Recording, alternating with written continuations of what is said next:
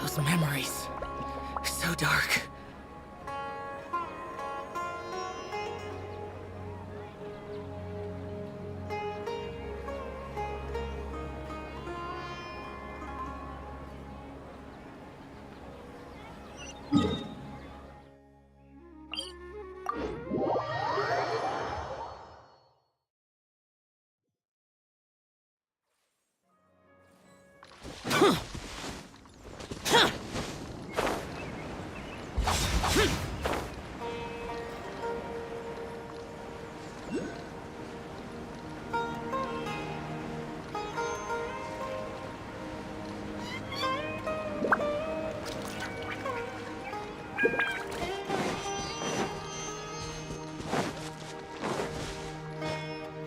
Hold it right there!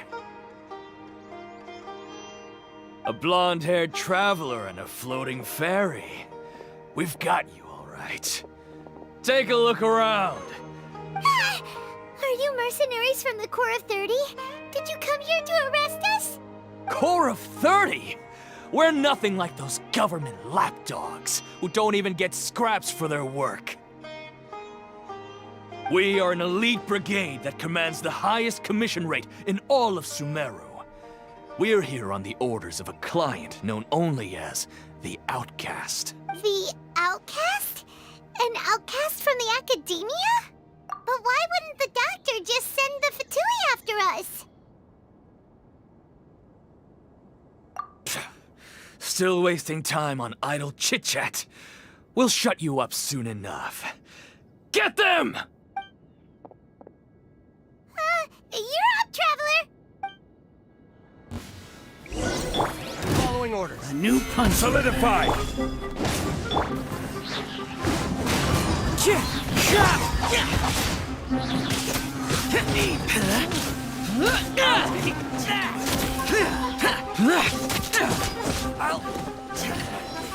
punch. Into the wind.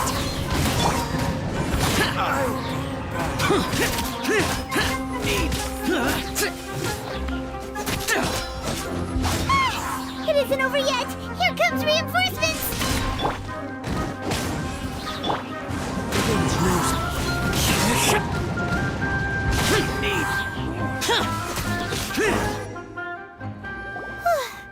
That was pretty rough. Is that what elite mercenaries are like? Yeah, looks like we'll have to keep our guards up. But this doctor guy seems like a pretty tough opponent. He knew exactly where to set up an ambush. Going up against smart people is tough. Anyway, let's keep going.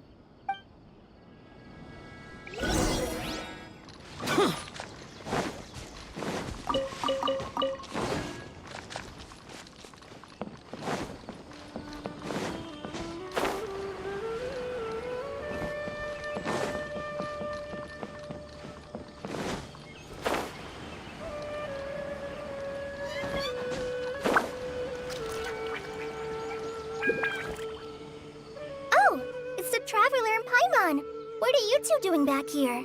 Kale! It's nice to see you again! Are you doing alright? To be honest, I'm not doing too well. My LSR has been progressing at a faster rate lately. I'm finding it harder to complete more intricate tasks. As a result, Master Tainari is taking me off the patrol schedule. He will only allow me to stay here and coordinate other people's tasks. Oh, Kale. Speaking of Tainari, did he go off on patrol? We're here to talk to him. Oh, Master Tainari? You just left the Avidia Forest a little while ago. He left? But isn't Tainari always saying that he never wants to leave the Avidia Forest? He even turn down the Sage's invitation. I thought it was weird too. Master Tainari always prioritizes his work as a forest watcher above everything. He almost never leaves his post. He left in a hurry this time, though. No, I only found out that he left through a message he left behind. He also made sure to delegate all his tasks using a schedule. To leave in such a hurry? I'd guess he had something urgent to take care of. Master Tainari originally studied in the Immorta Darshan of the Academia, and Pardis Di is something like the Immorta's research base. Many rare shrubs and grasses have been planted there for research. I know that before he became a forest watcher, Master Tainari once spent a long time conducting research at Pardis Di. A research base, huh? Gotta wonder what kind of research Tainari just decided to work on all of a sudden. Oh, we don't have a lot of time, so let's go look for him at Pardis Di. Don't worry, I'm fine. I'm used to living with Elazar by now. If you run into Master Tainari, please send him my regards. Got it. Will do. See you later, Kale.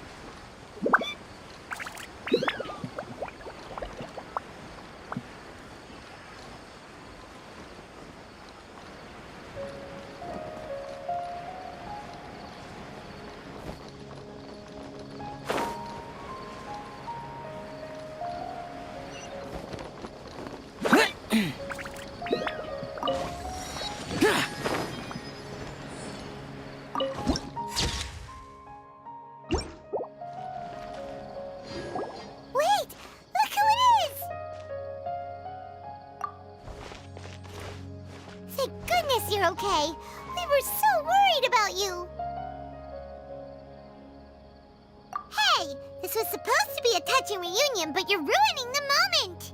Actually, it's very smart of the Traveler to be wary of me right now. After all, the Doctor has shown that his technology can apparently even control human minds. Plus, it's not like you could have known what happened after we split up and I was facing the Doctor by myself. Even a pool of stagnant water after a torrential storm can occasionally pass as a patch of sky. Paimon feels like only the real Nahida could come up with such an obscure analogy. Huh? But I wasn't trying to win your trust or anything. All I wanted was to clarify my point. Well, we understand that point now. Please, Nahida, tell us more about what happened. Are those poor people all right? When you left, I was still in the middle of restoring everyone's minds. Thankfully, when the Doctor mentioned depositing information into the subconscious, he didn't mean engraving information into their minds. Instead, he did something closer to creating hallucinations. That was still within my power to fix. Luckily, I managed to finish my restorations and mind jump away from him just as he was about to capture me. Whew. What a relief. The Doctor sure pulled out some hidden cards, but good thing we had Nahida with us. I wouldn't be relieved just yet. I gave away my true identity when I restored everyone's minds, which means we've lost another one of our trump cards. Also, the Doctor is already an expert at modifying Akasha terminals. Maybe it's only a matter of time until he captures my consciousness inside the Akasha. Would that mean you'd no longer be able to jump between minds? Then how do we stop him? He's still at the Academia, so it's possible he already started messing with the Akasha. Ugh, it feels like he's toying with us. What a nasty piece of work. Plus, the Doctor's combat ability alone is apparently enough to make him worthy of being number 2 of the Fatui. We shouldn't give up hope just yet. Let's try to find another way to attack this problem. Actually, Nahida, how did you know we were trying to get to Pardis Di? Have you been waiting for us? Yes, I have. I I can see the traveler's elemental energy, so I deduced your destination by looking at the direction you were moving. You didn't come here for sightseeing, right? Did you find any leads? We're looking for a scholar we know. His name is Tainari, and the sages once tried to reach out to him. Why don't you come inside with us and see what we can find? Okay, let's just hope we won't get him into trouble.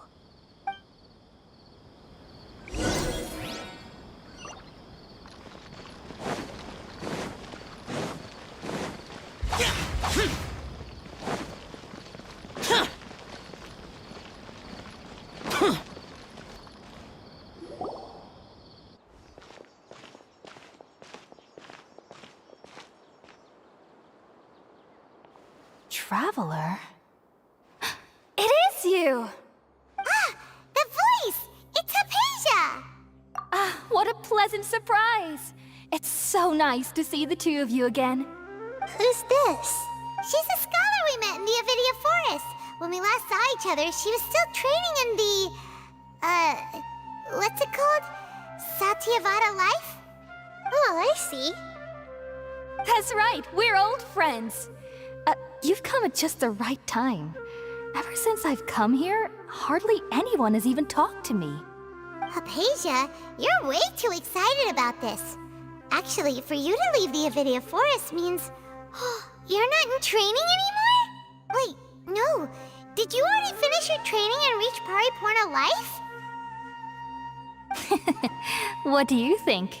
My consciousness has already managed to make contact with the divine. You did it! Congratulations! It's so exhilarating to share this sublime joy with others at long last! When my consciousness made contact with the gods.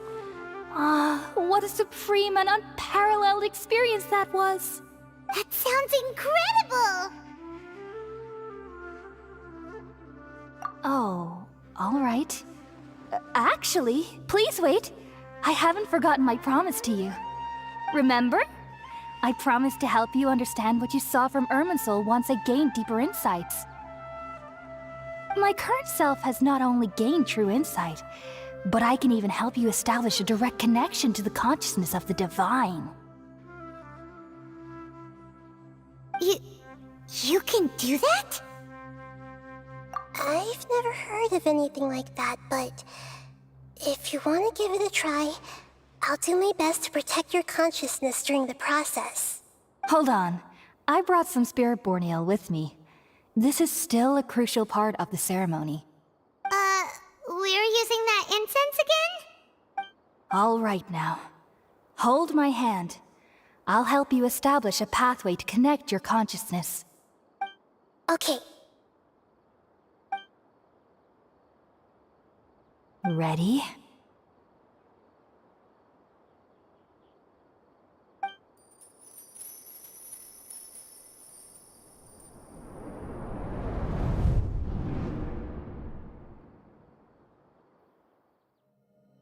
It took 3 betrayals for me to finally understand. The world is just an elaborate tapestry of lies. My fury will never be quelled.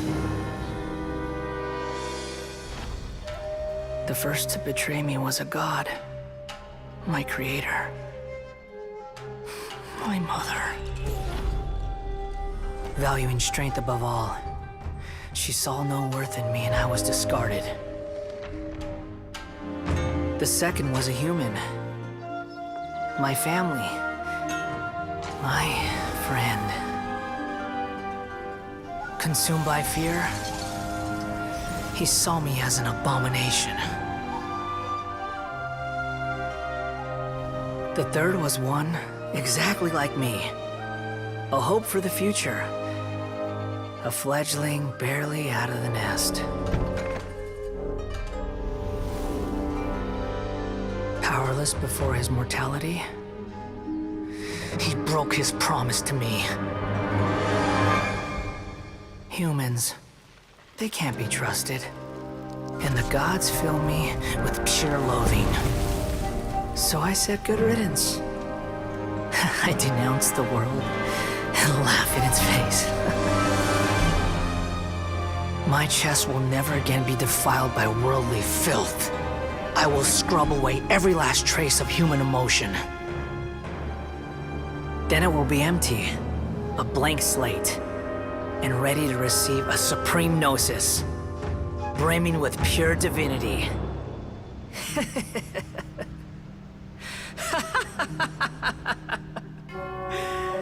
There is no need to fear. The pain will be brief. Your era is coming to an end.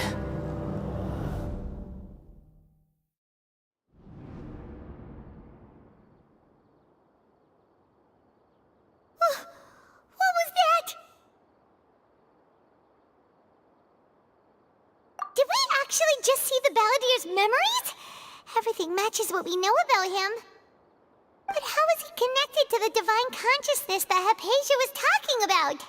You saw it, right? You felt it, right? Such a majestic god! Such a noble will! Such sublime emotion! Alas, shame. If only that which beats within my chest wasn't a filthy mortal heart. Oh, great and merciful God, please grant me forgiveness and salvation. Do you understand now? I'm afraid this is no Puripurna life, but rather... Ah! You... Why are you so mean to me? Why is everyone hiding from me? I found divine wisdom. Shouldn't I receive praise and honor? Haven't I uncovered that light in the darkness?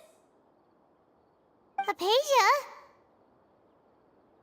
That's how I always thought everything should be. Wait. Have I... already lost my mind?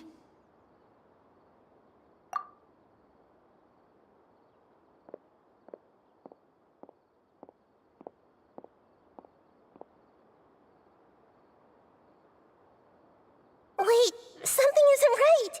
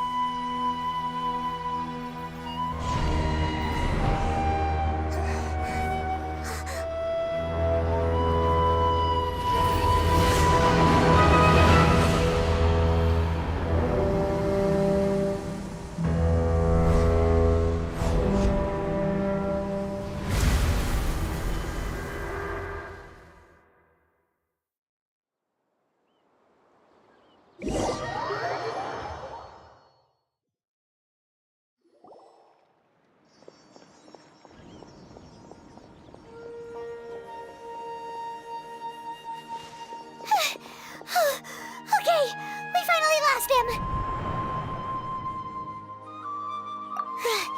Are you okay, Nahida? Wait, no. Something feels different. You're back! Oh, the Traveler's back? Nahida was controlling your body for a while. It seemed like she jumped over to you as an emergency measure right before the Catherine puppet was destroyed. After that, Tainari heard the commotion and came over. He helped us defeat the mercenaries and then he ran with us all the way here. What? You swapped places? You mean your consciousness also went into Nahida's body? Wait, then where is Nahida's consciousness? Where is she now? I never imagined that an individual's consciousness could be transferred around like this. Had I not seen it with my own eyes, I would have never believed it. I don't think this can be achieved with current human technology. Also, while we were running, the consciousness in your body told me to pass on a message.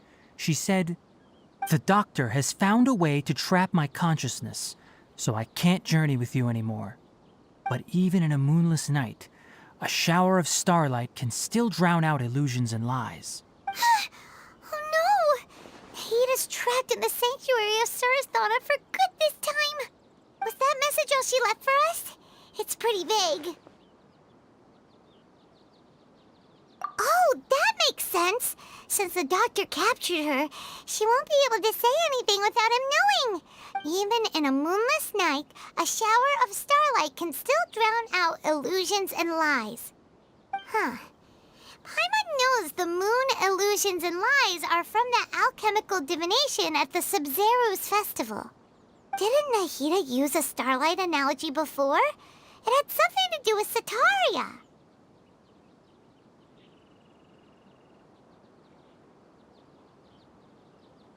Oh, that makes a lot of sense. Huh. Do you think that But she isn't with us anymore. Think we'll be okay? Paimon, you said Sanctuary of Suristhana. Does this mean that this Nahida you're talking about, the consciousness who was occupying the traveler's body, is the Dendro Archon? Your guess is correct, but the situation's a bit complicated, so it's really hard for us to explain right now. That's all right. A scholar's curiosity doesn't need to be appeased right away. As for the complicated nature of the situation, safe to say I have witnessed that for myself. I've spent some time with you, and it looks like the Dendro Archon's also on your side, so I trust you. Thank you, Tainari. Oh, actually, we came here to ask you a question. What do you know about the project that the sages have been working on? Ah, that. While I was indeed invited to join that project, the sages were always secretive about its scope and goals, so I eventually declined. All I know is that that project has something to do with the restoration of Irminsul. Huh? Did you see something when you were in Nahida's body? What? Do you have any evidence?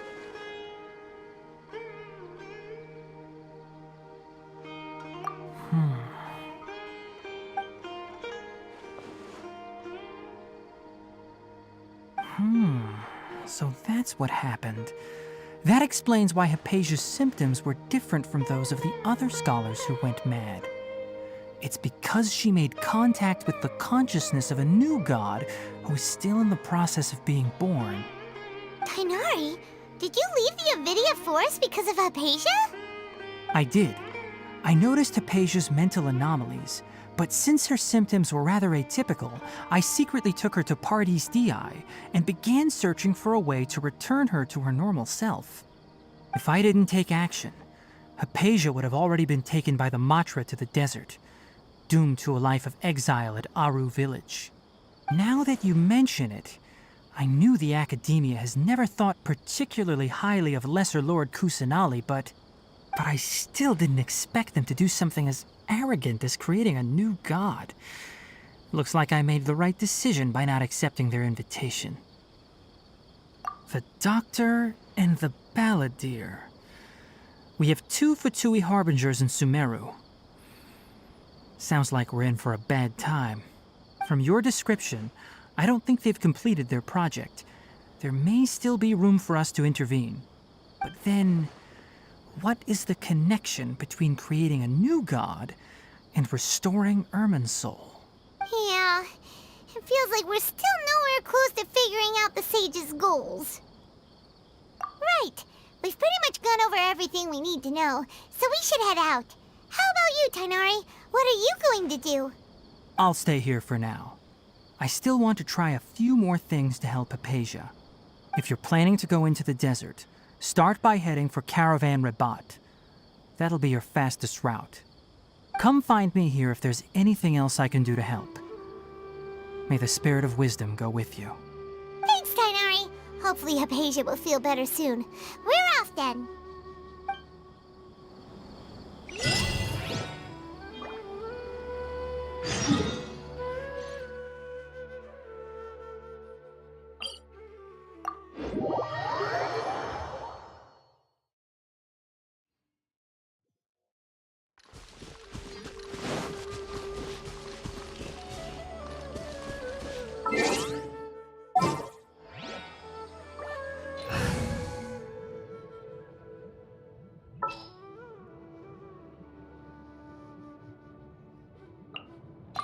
Everything's ready. Let's go.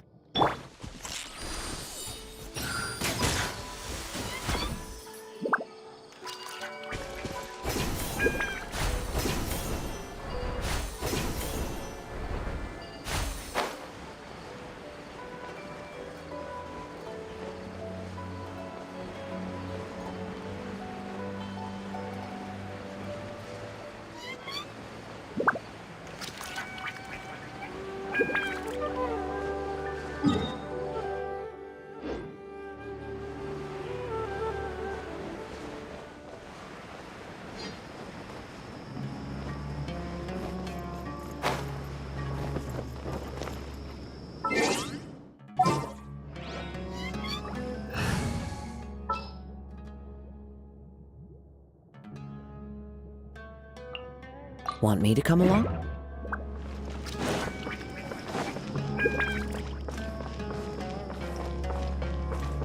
I should be able to get some cheaper spices.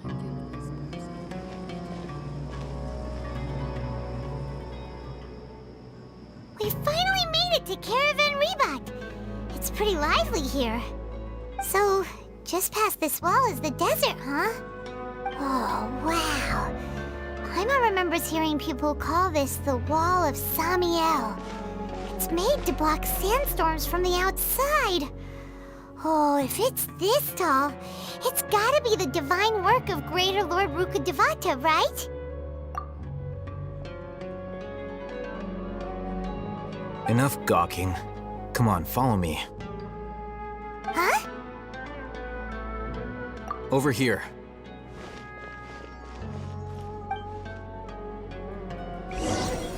Oh, Hatham went that way! Let's hurry up and follow him. Wonder what he's up to.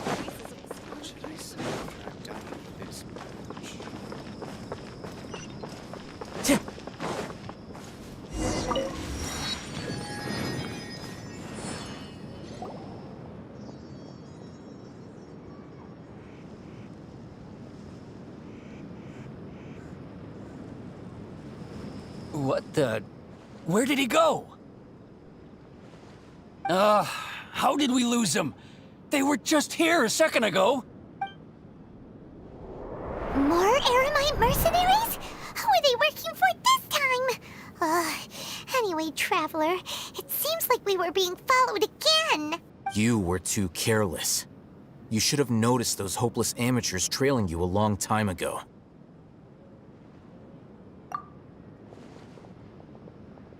There's no need to thank me. I've never cared to keep track of personal favors. All I did was correct a mistake I happened to come across. It's a habit I developed at the academia. You really gave Paimon a scare, Alhaitham. We never thought we'd run into you here. Last time we met at Port Ormos, didn't you say you were going back to the academia? Wait, don't tell Paimon that you're here to take us back on their orders. Oh, so you've already landed yourselves on the academia's hit list. I can't say that I didn't expect it. However, had I wished to turn you over to the academia, don't you think you'd already be the Eremites' honored guests by now? Oh, right. You do have a point. I have no interest in running errands for that project. As a scholar, I've always belonged to the camp that promotes researcher autonomy. And these days, you're more fascinating than anything the sages can offer. Not quite. To tell you the truth, I'm still investigating the Divine Knowledge Capsule. Unfortunately, I've run into some difficulties. Everyone says the capsule originated in the desert and was eventually moved to Port Ormos. If I am to get to the bottom of this, I must understand how the capsule first came to be. Which brings me back to you, and why you're so interesting. The leader of Ain al-Ahmar used the Divine Knowledge Capsule right in front of you, and upon seeing him, your expression became perplexed, and you were lost in thought for quite some time. To have that kind of reaction, I think you must have realized something. Are you interested at all in sharing what you've been hiding from me? Alhaitham, you really have a ridiculous eye for detail. What kind of person even notices or remembers stuff like that? So that's your answer. Well, I do work for the academia after all. So considering that, it is indeed wise to keep your cards close to your chest. But that does prove you do have some undisclosed information about the Divine Knowledge Capsule. Am I No matter. Rather than simply learning the answers from you, I'd still prefer to investigate on my own. Speaking of, you two are also headed to the desert? That's right! We have the same plan as you! But we don't really have any concrete goals at the moment. Then I'd suggest starting with Aru Village. It's the largest settlement in the desert, so it'll probably have more resources and intel than anywhere else. Well, would you like to head there together? It's always better to travel with someone you know. Let's go!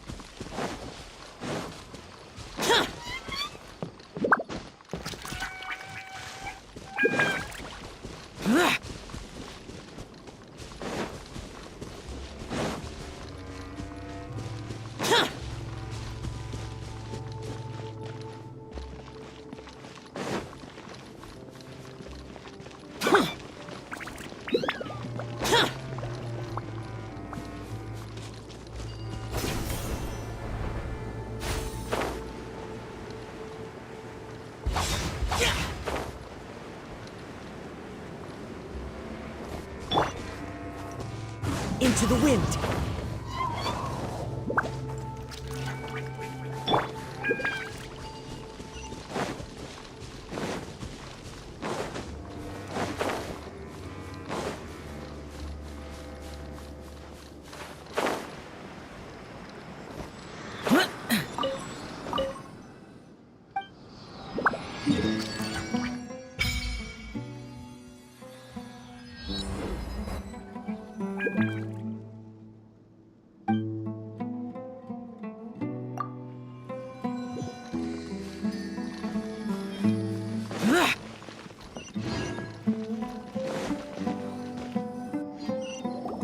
Before us lies Aru Village, the safe haven of the desert folk. Whoa, this landscape is really something else. What a cool place!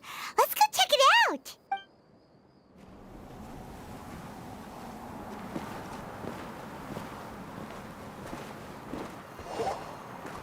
Wow!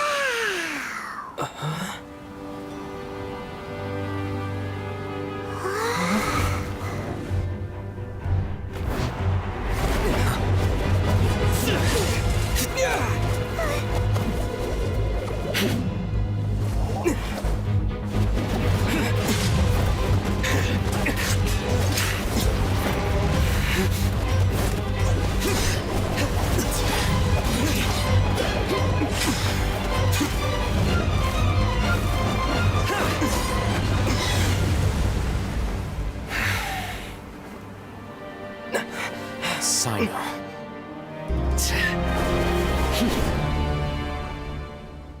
Unless my memory fails me, we have barely spoken 2 words to each other before now at the academia.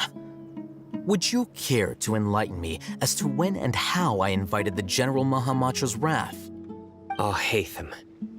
Do not think you can escape my judgment, just because you managed to escape my attack. Judgment? So that's how you'd characterize your actions here, is it? Or would elimination perhaps be a more accurate description? Had I used my full strength, not even this traveler would have been able to stop me. Though styled like an assassination, I sought only to ensure that my target would be unable to flee or resist. Standard practice for the Matra, as well you know. Seemed to me more like your own personal touch. Who is that, Al-Hatham? Did you call him General Mahamatra? Yes. General Mahamatra Sino, head of all the Matra at the Academia. He's a formidable hunter, and the ultimate nightmare for any who have committed academic crimes. You seem to have placed a lot of trust in Al-Haytham, to the point of blocking an attack for him. If I were you, I'd never choose to side with him. I wouldn't believe a single word that comes out of his mouth. I have been pursuing this scribe for a long time. I urge you, stand back and do not seek to defend him any longer. Otherwise, there will be consequences.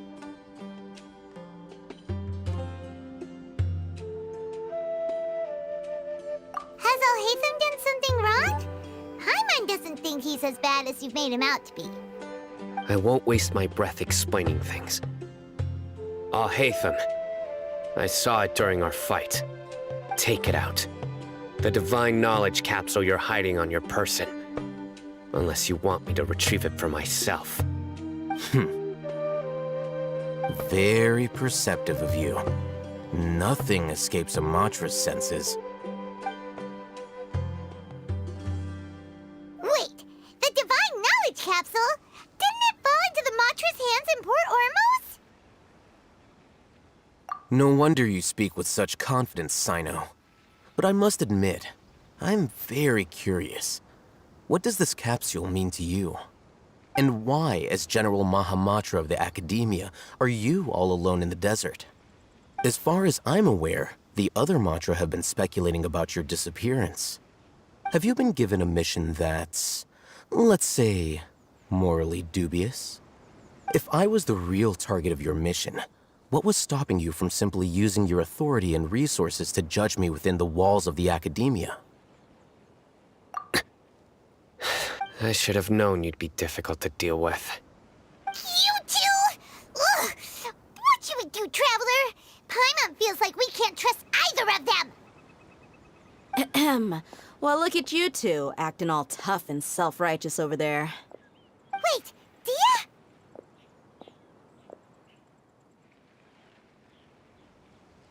Great! Finally, someone that we can trust! You gotta help us out here. Otherwise, these two are gonna start fighting again! Yeah, sure looks that way. Two giants from the Academia duking it out once and for all. Not something you get to see every day, that's for sure. Listen, I know you academic types love to fill up your big brains with self-righteous morality and lord your empty rules and virtues over each other. But how dare you bring your petty disputes into the safe haven of Aru Village? It seems like someone's gonna have to beat some sense into your thick skulls until you finally learn to respect these grounds.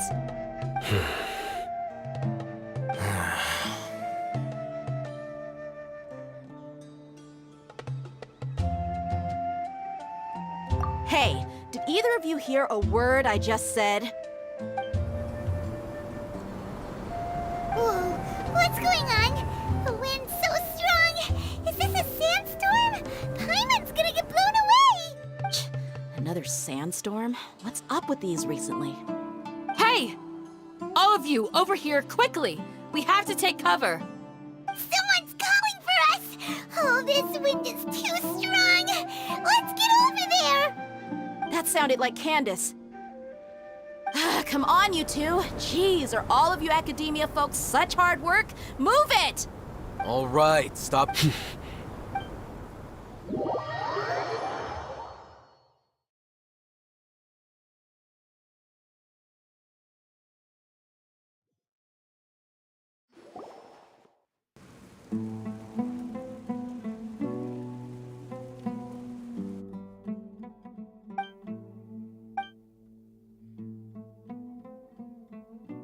Well, this is pretty awkward. Hey, wanna play sardines with three people who wanna tear each other limb from limb? Sure, why not? Sounds fun. The air is so thick and heavy. Paimon can hardly keep floating anymore. My sincere apologies, everyone. This is the home of our village chief. I will have to ask you to make do with this small room until the sandstorm dies down. Please, let me introduce myself. I am Candace, protector of Aru Village.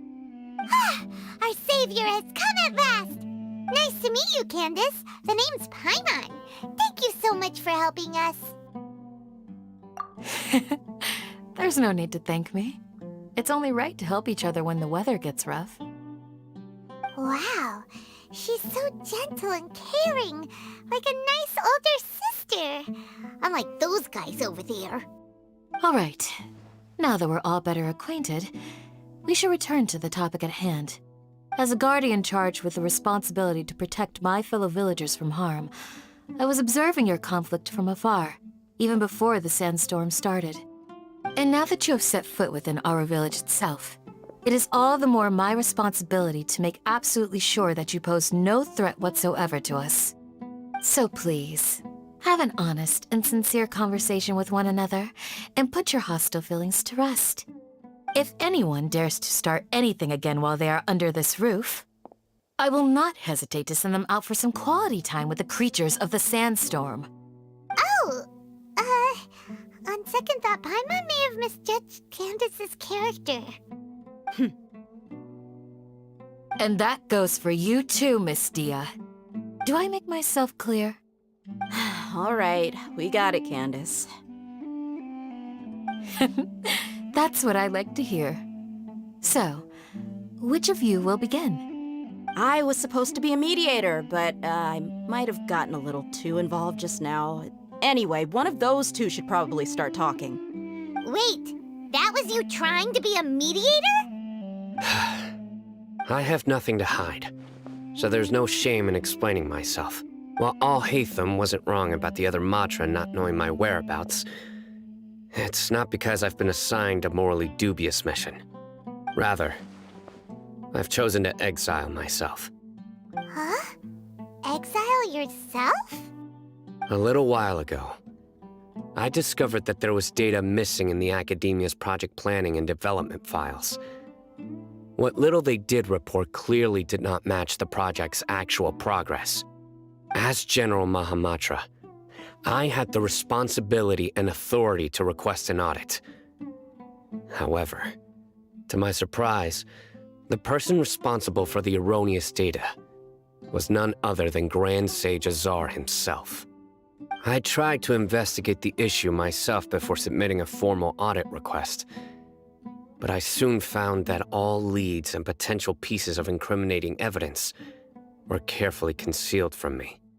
I began to realize that they were cautious of me from the very beginning. Unsurprisingly, the Grand Sage rejected my audit request as soon as the submission reached his desk. He even said to me, "The power of the General Mahamatra is granted by the sages. You have no right to judge us." So they really are up to no good. I realized then that to the Grand Sage, the Matra are nothing more than tools for the sages to assert and maintain their control over knowledge. The vows that we took, the principles that we strive to uphold, they are meaningless to the academia of today. I believed it would be wise to flee the academia before the sages had a chance to take action against me. This way, they can no longer see nor predict my actions. I will never give up on this investigation. There's no need for someone else to give me power or authority. Once I find the truth, I will administer judgment by my own name. Sino seems to have the same goal as us. We're all investigating the sages.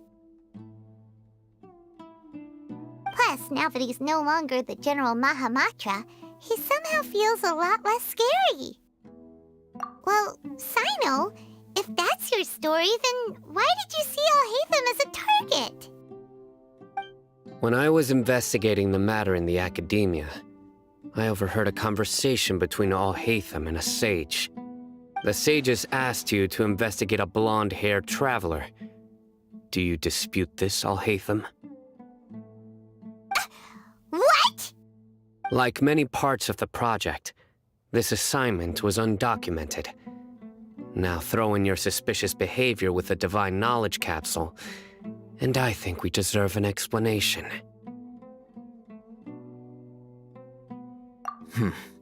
Yes. I was indeed tasked with investigating the Traveler. Alhaitham!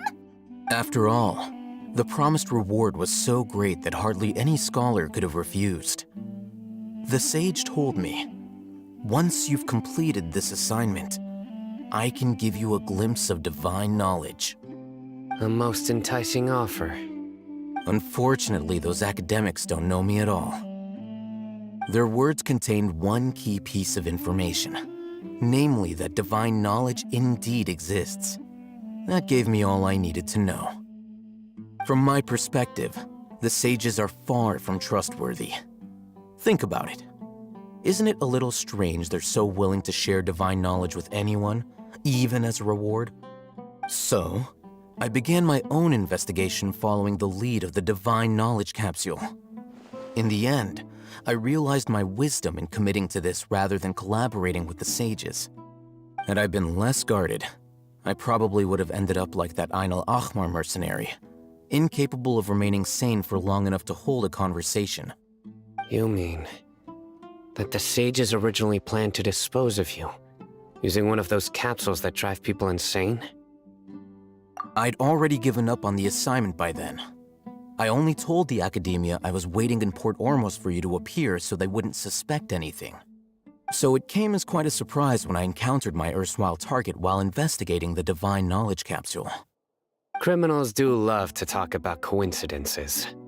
Even though I ran into the Traveler by chance, I had no intention of providing assistance to the Academia.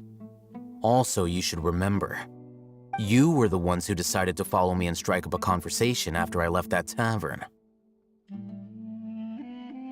That's true. Al-Haytham helped us out at Caravan Rebat as well. Maybe he's telling the truth. I'm willing to apologize, if that's worth anything to you. I took the Divine Knowledge Capsule behind your back because I judged its existence to be a significant risk. I felt that it would be best for no one to interact with it before it had been properly studied. After all, curiosity often proves to be the most dangerous thing in this land. You should be well aware, Scribe Al-Haytham, that curiosity can also lead you to danger and suspicion. Answer me this. Did the sages share any information about their project with you? Have I not made myself clear? You and I are both distrusted by the Academia. Do you really think they would tell me anything? Fine. Although you haven't completely proven your innocence, I won't regard you as an enemy, for now. As you wish. Good. I'm glad to see you two clearing up your misunderstandings. And now you, Dia. I believe it's your turn. Oh, sorry. Whatever the boys were talking about must have been so boring that I spaced out. My situation is pretty straightforward. My employer, Dunyarzad of the Homayani family, is friends with the Traveler and is currently recovering from her illness at home.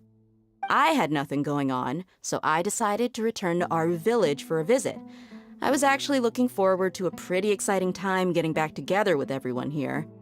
But then I saw these two random guys in the middle of a pointless argument. It ticked me off, and things went downhill from there. Is that all? Well, I will admit that definitely sounds like your style. In that case, welcome back, Dia. That's more like it. I missed you all so much, Candace. Whoa! What was that sound? No need to worry. Now that you're no longer at each other's throats, please make yourselves at home. I'll take a quick trip outside to clear out some of those creatures in the sandstorm. Creatures? In the sandstorm? Are you sure you don't want some backup? Fighting in a sandstorm is not for the faint-hearted. Anyone without extensive training in these conditions is at a disadvantage. You needn't worry. Yeah, just leave them to Candace. Don't worry, she's as tough as they come.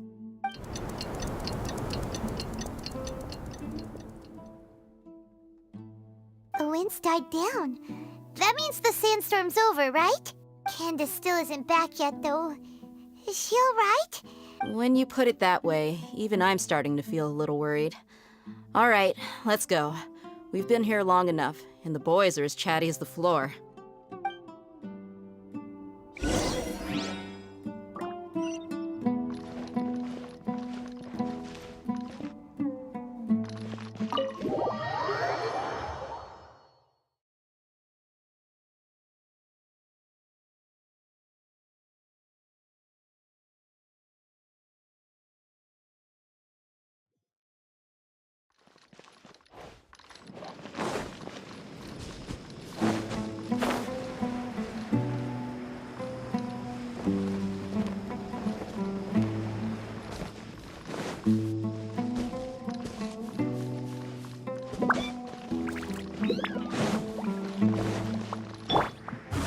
with nature.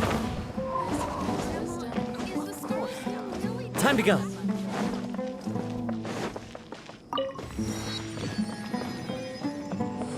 Into the wind.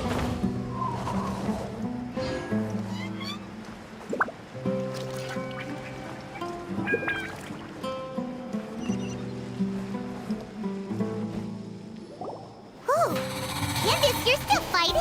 You've been out here dealing with these creatures the entire time? Yes. They just keep coming in waves. I've lost count of how many I've defeated. Before I realized it, even the sandstorm had stopped. Ah! Here comes another wave! Leave this round to us. I got interrupted earlier, but now I have something to take my anger out on. It's been quite a while since I've seen the Flame Mane in action. I'll leave these to you then. I'll be sure to put on a good show. Let's go!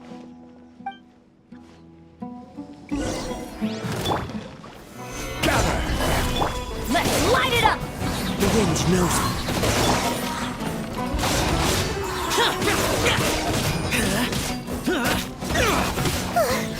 Here comes another wave! When are they ever gonna let up?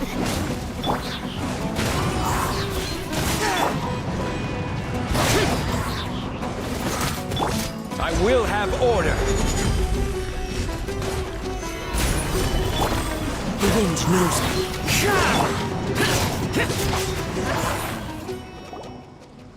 The creatures stopped appearing. Was that the last of them? What we fought just now was probably the aftermath of the sandstorm. So we should be safe for the time being. Well fought, everyone. No injuries, I hope. Huh? Who are you? Ah, my apologies. I haven't had a chance to greet you yet. I had my hands full taking care of the village's elderly and children. I am the chief of Aru Village.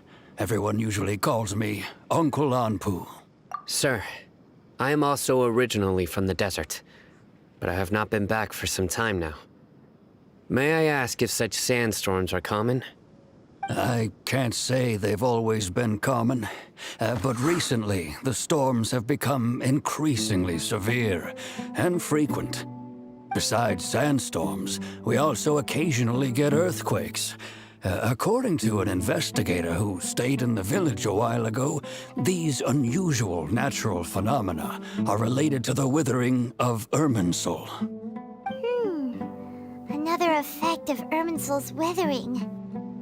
So, Irminsul's withering causes withering zones in the forest, and sandstorms and earthquakes here in the desert? Everything in the natural world is inextricably connected to Irminsul. These regional symptoms can indeed be a reflection of Irminsul's present state. Everyone in Aru Village needs to take good care of themselves. Speaking of which, why haven't I seen a single village keeper since I got here? Village keeper? Who are they? Village guards like Candace? Does your curiosity know no bounds? Village Keeper is how Aru Village refers to mad scholars exiled here by the academia. Most of them are scholars who lost their sanity after a period of training in the Avidia forest. The academia believes that their crazed mutterings may have a negative effect on the psyches of other scholars. So, they're forcibly exiled to the desert. Though if you... Alas, that's exactly what we've been trying to investigate. One by one, the village keepers have been mysteriously disappearing without a trace. But no one in the village has ever seen them leave. If you're planning to stay around the village for the next few days, I'd appreciate it if you could keep an eye out for them. I've had encounters with those people in the past. I'll see what I can do to help. The Matra are the ones responsible for their exile. Now that you're no longer with them, are you trying to alleviate your guilt and atone for your past sins? I'm fascinated by how you think. Mock me if you will, but if you are guilty, I will eliminate you, regardless of my position or identity. Oh, you're the former General Mahamatra. You must be an expert in these kinds of investigations. Thank you for your help. Is it because you're reminded of Hypatia? Oh, these poor scholars. First they lose their sanity, now this! We need to help get them back home, safe and sound. But, is it really a good idea to tag along with Sino? You seem like you really don't trust him. I'll be grateful for the assistance. No doubt you will do a better job than some of my former subordinates. Let's start by finding a spot to share what we know so far.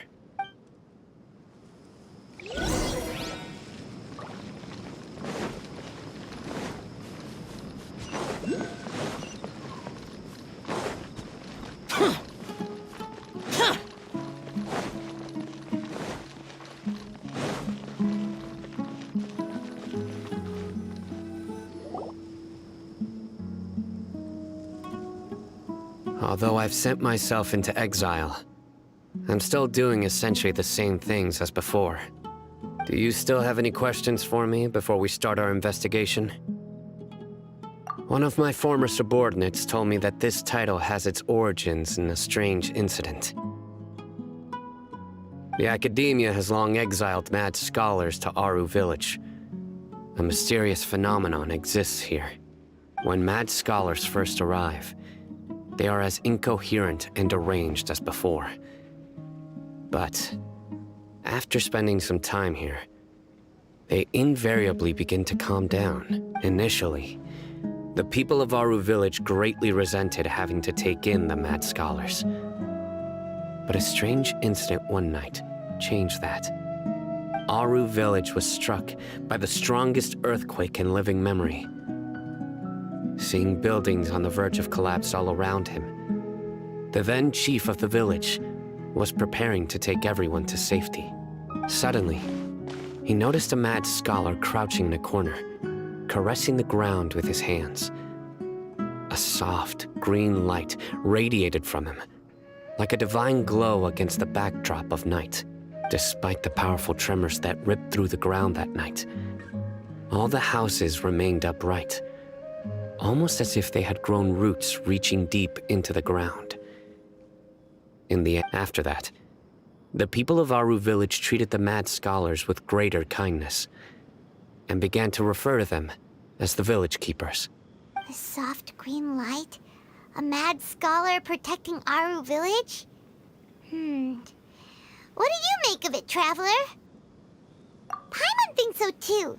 Actually, Sino, do you know if any of the mad scholars continued to wear their Akasha terminals at Aru Village? In theory, they would continue wearing them so the Academia could still monitor their activities. With that said, the main Akasha system would no longer have any interaction with them. Oh, no wonder! Everything makes sense then! Add in the fact that they calmed down, it was probably Nahida who calmed them. If you are able to draw a conclusion from this one story alone, then it appears you possess much more information than I do.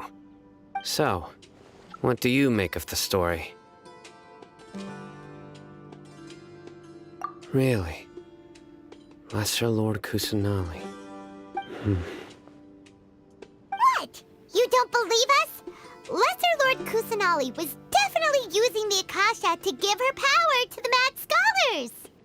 No, it's not so much that I don't believe you. I'm just struck by your reasoning. Lesser Lord Kusanali, the current Dendro Archon, is she really active in Sumeru? The Academia has always placed far greater importance on the late Greater Lord Rukkhadevata. They've more or less ignored Lesser Lord Kusanali, and I've never had any reason to doubt their views. In addition, I've never heard any stories about Lesser Lord Kusanali and her deeds.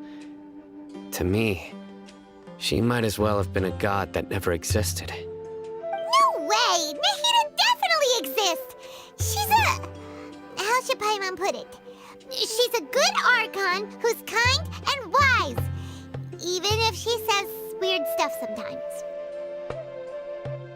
I've spent many years interrogating criminals, so I can easily tell when someone is lying. Good! Then you should know that we're telling the truth! That look in your eyes. I've never seen that from a liar, You two really must have met Lesser Lord Kusanali. How can this be? To think, our Archon has been amongst us this entire time. All right, now it's our turn to put our skills to good use for this investigation. But easier said than done, especially since we don't have any leads. Maybe we can start by knocking on some doors. Excuse me, are you here to help me find my grandpa? Huh? Who are you? By the sounds of it, a resident of this village. My name is Isak. You'll help me find my grandpa, right? Is your grandpa a mad scholar? Hey, don't say that. Grandpa is just Grandpa. Why do you have to call him that? It's not like he's a bad person or anything. The person you're referring to is not a local. Yet you are. Why do you call him Grandpa? Grandpa is just Grandpa. He's my family. I heard everything you said to the village chief. Please, you gotta take me with you. I want to find my grandpa. I swear I'll help. I won't be a nuisance. Ah, so you're the one who was eavesdropping on us around the village chief's house. I was planning to go out and take care of whoever it was. But I had a vague feeling that they didn't harbor any ill intent. Whoa. Hatham wasn't kidding about Matra having sharp senses. Sino, he's just a kid. All he wants is to find his grandpa. Let's find a way to help him. Sorry. I was only listening in because I wanted to know where Grandpa went. Honest. If you don't believe me, you can ask Miss Candace. All right. But first, let's confirm the facts with Candace.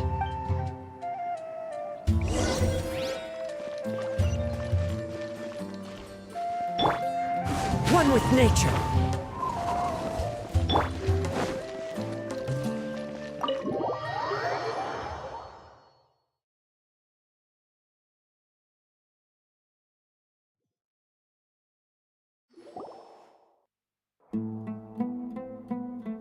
Sino is super vigilant. Is this what all the Matra are like? Ah, you're back already. We just wanted to confirm something with you. Do you know a boy by the name of Isak? I had a feeling he'd go looking for you. Huh? You knew this would happen? Yes. Although he tried his best to stay hidden, I still noticed him eavesdropping outside the window. He really wants to get his grandfather back. Isak's parents were both Aramite mercenaries who rarely returned to the village after finding employment in the city. He was raised by his grandfather. Unfortunately, it was only a few years before his grandpa passed away. Isak was still very young at the time, so various families in the village took turns caring for him so he could survive. Later, an elderly mad scholar arrived at the village. Isak thought the scholar bore a striking resemblance to his grandfather, and thus often spied on the man. However, the scholar was unkempt in appearance and incoherent in speech. Although Isak referred to the man as his grandpa, he was afraid and didn't dare to approach him. One summer night, the oft mumbling and bumbling grandpa suddenly calmed down and seemed to become more lucid. He even noticed Isak hiding in the distance. So Grandpa walked up to Isak and patted him on the head. He even took Isak to the entrance of the village, where he patiently taught the boy the names of the stars and accompanied Isak until he fell asleep. The next morning, Isak woke up and wanted to go find his grandpa again, only to realize his grandpa no longer recognized him.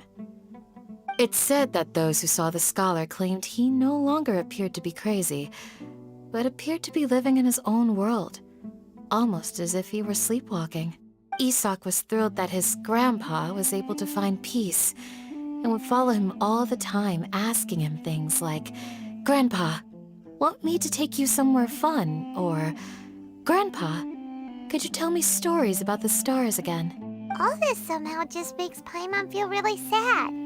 It seems like they both deserve so much better. Perhaps. Nearly everyone who lives in the desert has some form of hardship or regret. But even so, we must still continue on with our lives. It's also my reason for fighting. I must continue to protect this land.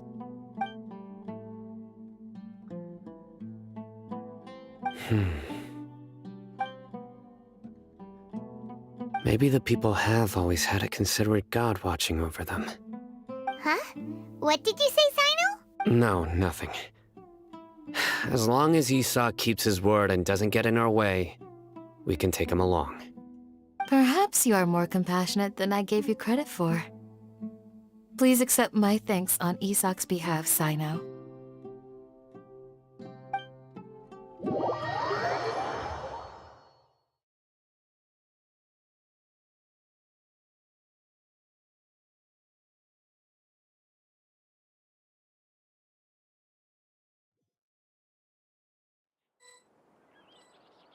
Hey, Isak!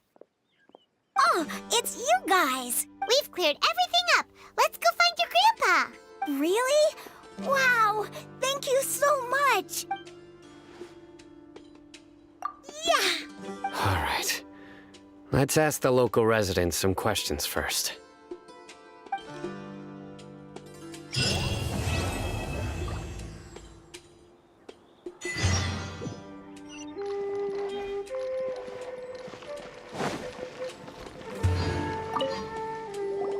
Excuse me, did you happen to see where the missing scholars went? You mean the village keepers? Oh, let me think. When I was eating dinner the other day, I saw one of them by the side of the road, muttering away and eating mushrooms and tree roots. They shouldn't go around eating that kind of stuff. Okay. Anything else? No, I think that's all I have to tell you. Sorry.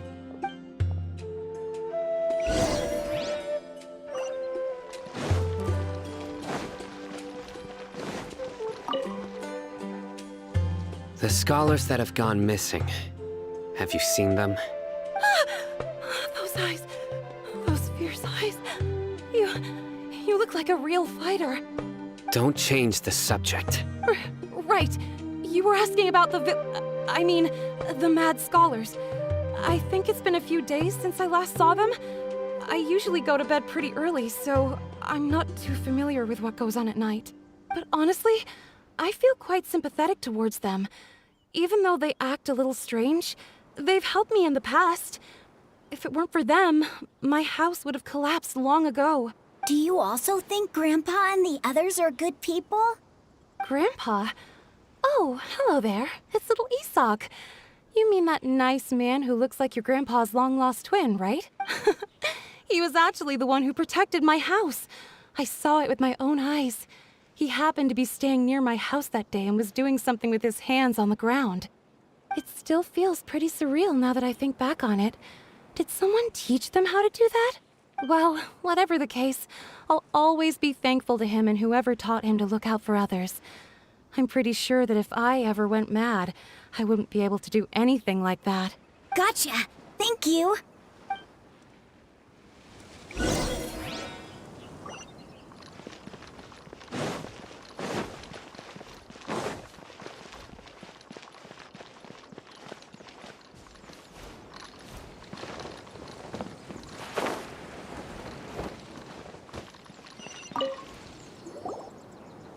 Sir, have you seen my grandpa recently? You know, the one who likes to sit and space out near the village entrance. Oh, well, if it isn't Isak. Oh, your grandpa, huh? It's been a while. The last time I saw him, he was spacing out by the road as usual. I went and asked him if he'd like any of the food I had prepared, despite my wife's protests. Like many people, she's really quite terrified of them. And speaking of my wife, she's still always complaining about how I don't make enough mora. That might explain why she's always mad at me. Oh, thank you. Thank you for taking care of him. It was nothing. You're looking for him, right? Did he go for a walk and get lost? Yeah. That's no good.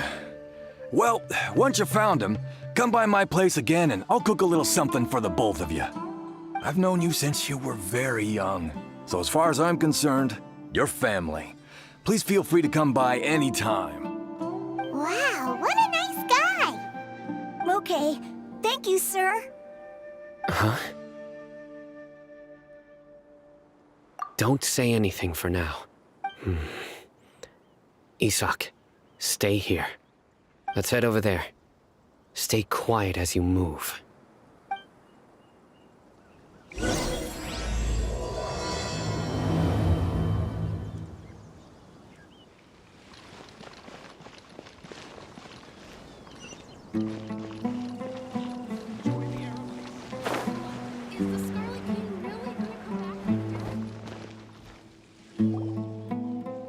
Listen, see if you can make out what they're saying. Have you heard? The mighty Scarlet King, the sovereign of our faith, will soon return to this world. Yes, of course I have. The Scarlet King is the one and only true ruler of this land. I've never believed in any other gods. Still, you say he's coming back, but it sure doesn't feel like life's about to change around here anytime soon. What's your proof? Haven't you noticed? The village has been getting more deranged scholars than ever. Delavar was saying that many people also went insane just before the fall of the Scarlet King's civilization in ancient times. We don't quite know why, but it seems like there's some sort of connection between insanity and the Scarlet King. Isn't it a sign of the Scarlet King's power that all the mad scholars have disappeared? If you ask me, they must have been chosen as the final sacrifice for the Scarlet King's resurrection. Huh. Now that you say it, that does make some sense. Does this mean our lives are finally going to take a turn for the better? Exactly. Those city folks will get what's coming to them. Now, repeat everything you've just said from the very beginning. Huh? Who are you? Where did you come from? My patience is running thin. You heard what I asked.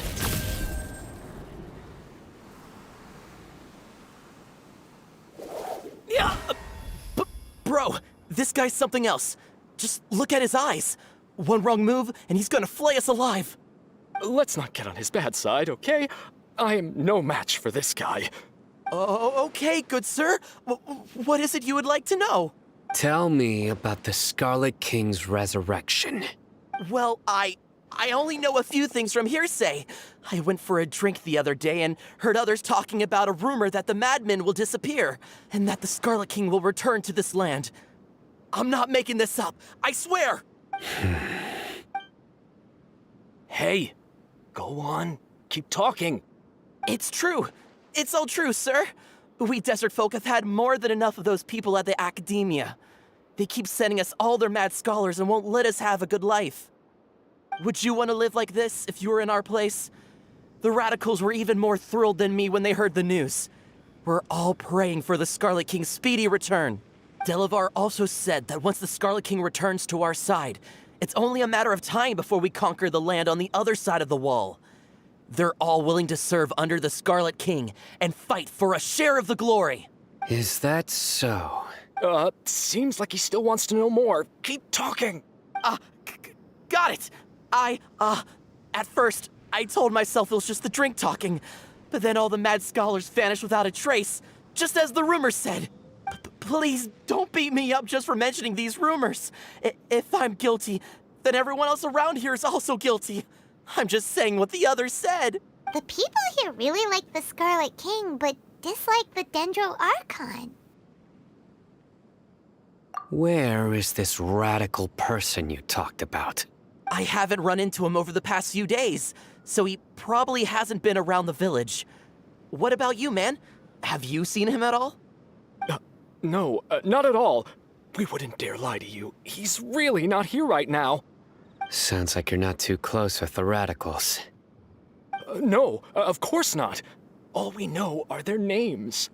I have many ways to stop you from talking.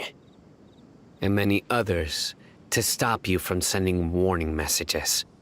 So you'd best just stay home and hope I don't hear of you trying to contact anybody.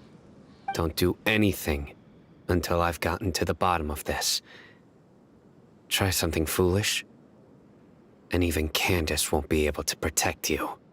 Yes, yes, got it. We'll do just as you say. That scared Paimon half to death. Sino is pretty terrifying. He didn't try to reassure us at all. It's like he's used to hearing that. Oh, Paimon bets lots of people have told him that before. I heard that. Sorry. It's part of being a Matra. The rumor we heard just now seems like a strong lead. But we need to check a few more places. Very well. Isak! I'm here. Where's your grandpa's house? Well, I can take you there. Just follow me.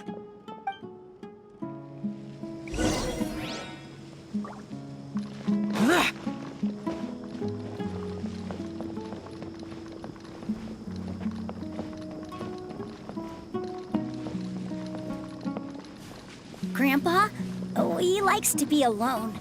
Sometimes he stares at the sky in a daze, and other times he just pokes at the ground with his fingers. Every now and then, he yells out at the top of his lungs, so a lot of people are really scared of him. But he's a good person, really. I know he is. I swear, he's just like my real grandpa.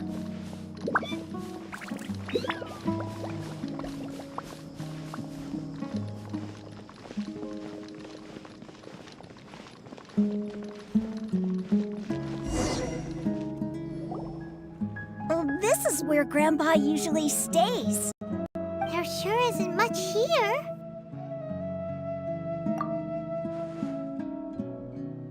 No. Incense? Please don't say it's the same one as before. But are you okay? Are you getting dizzy or need to lie down? There's a scent that you can sense, but I can't. A certain traveler here once passed out from that smell. Thankfully, Tainari saved the day. And then he gave us a long lecture to explain all about... So, Huh? You know him too?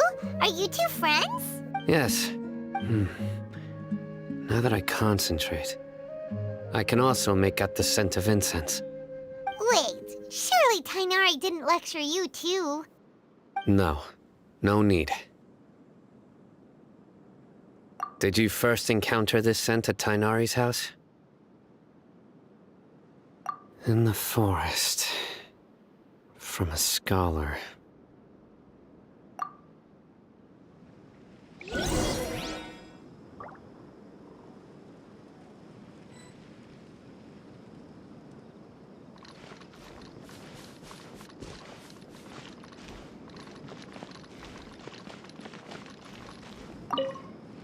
Oh, where did Grandpa...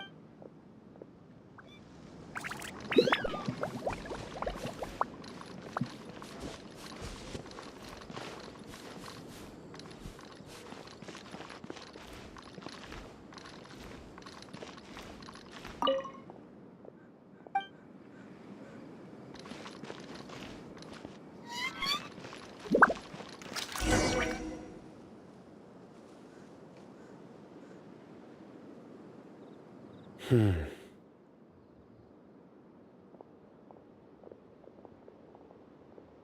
are you looking for, Simon? Here it is. Take a look right here. Paimon doesn't see anything. Although the traces have been completely buried in the sand, there are footprints here, from the size and shape. They belong to an adult male. This pattern is a common one from this area. Local shoes. This was probably someone from the village. The scent is quite faint, but still extant. The footprints head in the direction of the door. But who would come looking for Grandpa? He doesn't have any friends. We'd have to ask whoever lured him away with the incense. Huh? So you can lure someone away with just a scent? Hey! What's wrong with liking good food? Everyone's got something they love in life. Exactly. Most scholars are fond of incense, Since the smell supposedly helps them clear their minds and discover new knowledge, even deep within the clutches of madness, they still yearn for their knowledge-seeking days, and will follow the scent whenever it presents itself. No. So, someone's taking advantage of their weakness? Huh. Still, why would anyone want to abduct all the scholars? Are the rumors really true? Could the disappearance of all the mad scholars have something to do with the radicals? It's highly likely. Please, you have to save my grandpa. Grandpa's never done anything wrong. Please help him. Sounds like we'd better help get him back. Don't you worry, Isak. We won't let whoever took him get away with it. Let's head to Aru Village and inform Candace and the others about what we learned here. After that, we'll set off to find the scholars.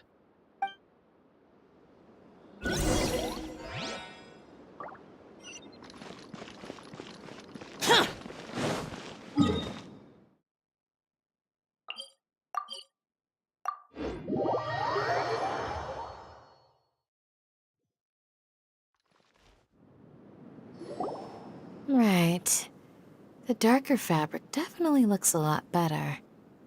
That'd be my... We're back, Candace! We've got a lot to tell you. Ah, welcome back. Sounds like everyone's friends already. Oh, Dia's here too! You bet. So, everything goes smoothly? Reasonably. Alhaitham didn't go with you? We haven't seen him at all. Huh. I saw him around the village entrance earlier and figured he was investigating with you. I guess he must have gone off on his own. Did you find out anything useful? I see. So someone used a kind of incense to lead the exiled scholars away from the village. The resurrection of the Scarlet King? First I've heard of it. Far as I know, the kind of incense you just mentioned is only popular beyond the wall. Scholars are fond of it, but as you can see, there aren't many scholars still studying around these parts. No seller would be able to make a profit here. Not to mention making incense is a labor-intensive process. You won't see anybody in the desert with the patience to make or sell something that requires that kind of effort. It seems someone from beyond the wall must have been supporting this. Makes sense. So what should we do then? Do we go back to the academia and search for leads there? If it was any other day, that would be your next logical step. But today, you've got me on your team, so you get an extra tip. Didn't you say that the villager got his news from the tavern? Well, I also like to drink at the tavern, so I know a thing or two about these radicals he mentioned. If Paimon remembers correctly, the leader of the radicals is some guy called Delavar. Ah, yeah. Delavar, the scar-riddled bandit, Engur, the wide-eyed butcher, and Jabari, the duck-tailed bearded crook. The whole lot of them are known around these parts. These guys have one thing in common, and that's being broke. The rougher life gets, the more they want to believe in the Scarlet King. Way they see it, the Scarlet King's resurrection is their only chance at overthrowing the academia. Throwing all of Sumeru into chaos is the only way to change the way of life here in the desert. Anyway, that's my guess why they've chosen to become radicals. Tia! You're amazing! You really know this place inside and out!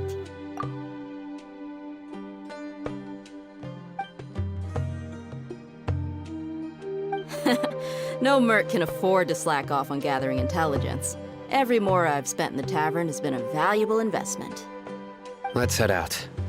Now hold on, you're staying right here, Sino. Why? Aru Village is not a big place. Outsiders stand out here like a sore thumb. I'd bet word about you has already gotten out. The desert is unforgiving, so the way of life here is also a lot tougher than on the outside of the wall.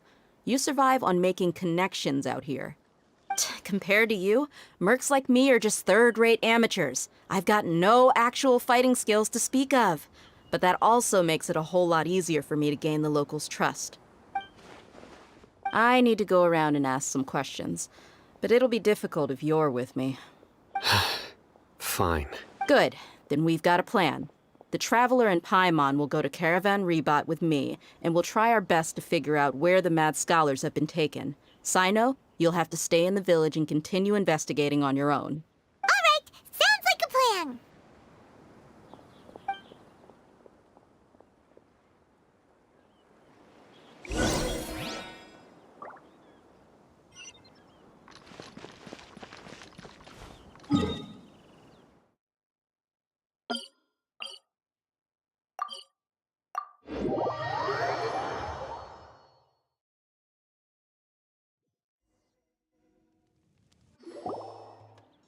Well, here we are again. Sounds like you're starting to get familiar with the area. Paimon's amazed every time we see the wall of Samiel. How can a wall this tall even exist? It's almost unreal. I know what you mean. I had the same question every time I walked this way when I was a kid. Also, why is this high wall here? And can a wall really block sandstorms? It was only after I grew up that I realized the wall of Samiel isn't just there to keep out the sandstorms. It serves a more important purpose, keeping out people like us. Sumeru is run by wise and mighty sages. To them, us desert dwellers are nothing but tools that can be used and discarded at their whim. We're cheap labor, like livestock, but easier to control. Nothing more. Even if a child from the desert got the chance to obtain an Akasha terminal, almost all their requests for knowledge would be denied. The academia believes we're underserving. Geniuses like Sataria are 1 in a million. The other children never get a single chance to try and rewrite their fate, even though the academia knows very well that we're humans, just as they are. That's terrible. I would tear down this wall with my own hands if I could.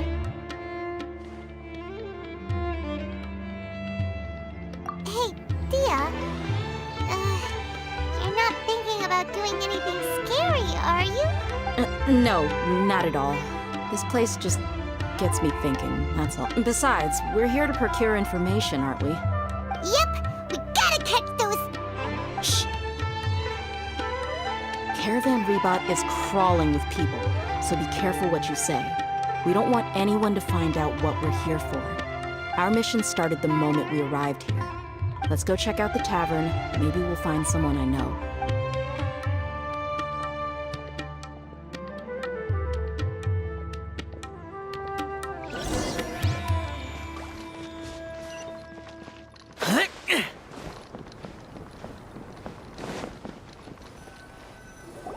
Just our luck. None of them are here today. You mean, you don't see anyone you know? Dia, is that you? What a coincidence. You here for a drink too? Zaki. Finally, a friendly face. Oh, and who do you have with you here? Guests from another land? Hello, hello. I'm Zaki. Dia's, how would you put it? Drinking buddy? We've had drinks together a few times. You could say we go back a ways. Anyway, as far as my friends here, they aren't too shabby, are they? You rarely see any Outlanders so friendly and respectful nowadays. Absolutely. Much better than those people on the other side of the wall. So, Dia, are you looking for someone? Yeah. Have you seen Engur, Delavar, or Jabari recently? Of course I have. Matter of fact, we were all here drinking together just a few days ago. I've got a spice trading deal from another nation. I thought maybe Delavar and his friends might be interested. Know where I could find him? Ah, how thoughtful of you. Then I assume you also know that Delavar's been having a hard time making ends meet these days, so you came here to help him out? Hey, keep it down. Let's just say I prefer to keep this deal a secret. Y'all at Caravan Rebot are like family. If there's more to be made, why not do it together? Besides, Delavar and his friends have muscle. They'd be a good fit for escorting the goods. Yes, how considerate of you. Delavar's my friend too, so of course I can take you to him. Come with me.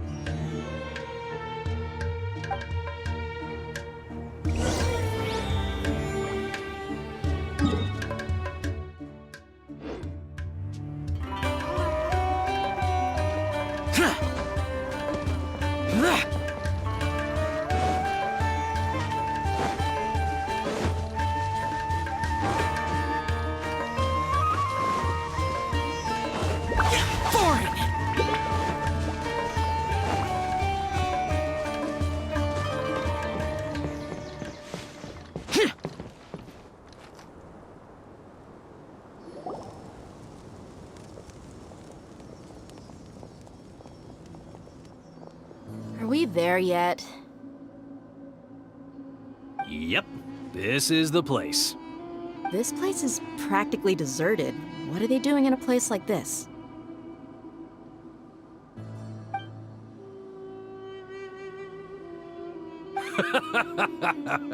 Why don't you take a guess? Go on, a wild stab in the dark. You're like lambs to the slaughter.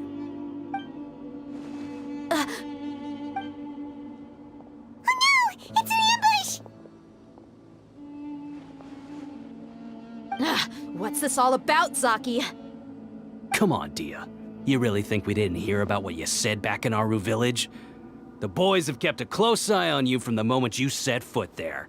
Not only do I know that you're looking for Delavar, I also know that you've teamed up with people from the Academia to look for the missing scholars. So, you've been watching us from the very beginning? Uh-oh. Paimon knew leaving Sino behind was a mistake! And you left the strongest one in the village, didn't you? Who do you think you are? You really thought we'd fall for your little business deal nonsense? So you and Delavar have been partners all along. Dia, I guess it's only natural for a traveling mercenary like you to be out of the loop. Those of us who hang around the tavern have stronger bonds than you think. But you got one thing right. We're all looking forward to an uprising in Sumeru. There's nothing more we'd like to see than the desert folk overthrowing the Academia. If that's the case, then I'm sure Delavar wouldn't miss a second of it. I'll be honest with you. If it weren't for what you said in the village, your little monologue about the Wall of Samiel would have convinced me that you're one of us. Delavar. And Enger, you're here too, huh? Long time no see, Miss Mercenary. You should have known the traitors are what us followers of the Scarlet King despise the most.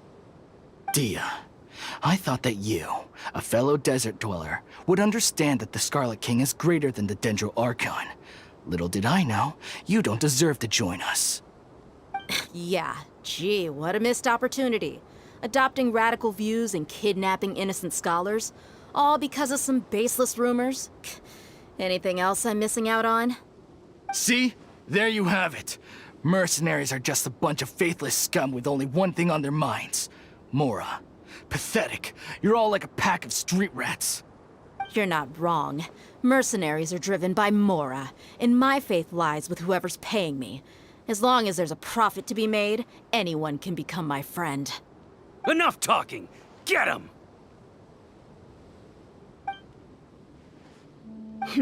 Just as I expected. Let's teach him a lesson, traveler. Following orders. Solidify! Let's light it up! Into the wind! I'll eat! Impossible! How could you? So, what do you think about your meticulous network now, Zaki? How did you say it? It's only natural for a traveling mercenary like me to be out of the loop. I'm guessing your informant told you that I'm just an incompetent merc with no real fighting skills, correct? I mean, that is what I said after all. And of course you would believe everything he reported. The only thing you know about me is that I'm a mercenary, but you've never seen me in action.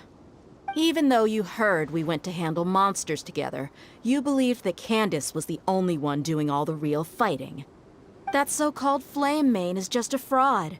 She admitted it herself. She just uses her connections to gain the trust of others. That's what you thought, right? Ugh.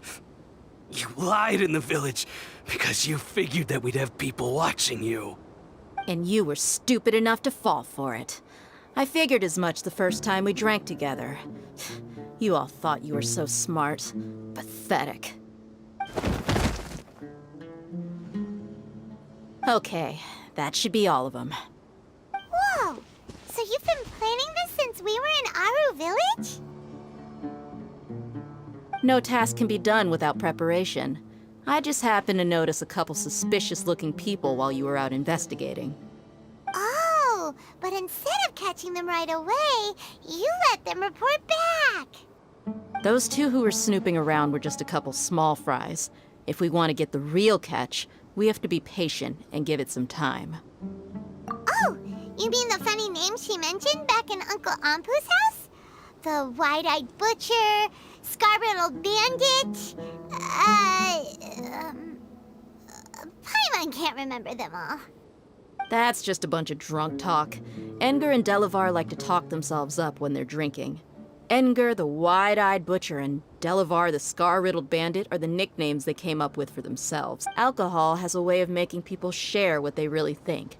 So Edgar and Delavar are always rambling in the tavern about how the Scarlet King is a superior deity. What about Zaki? He's just a numbskull who fell right into our trap. Zaki was probably the best hidden of them all. My initial plan was to find Delavar first, and then try to track him down. That's what you wanted to ask when we were at Uncle Anpu's house, right? Jabari is one of the villagers you talked to. You know, the one who wanted to treat Isak and his grandpa to some food. Wait, so he's a radical too? No, he isn't. I just needed to tack on a random villager name to make the eavesdropper think that I was making some wild guesses based on my impressions. Wow, what a genius idea! Well, that's an expert mercenary for ya. Ah, you're too kind. It was straight from the usual playbook, if I'm honest. So, that thing you were saying before, is it really true? About what?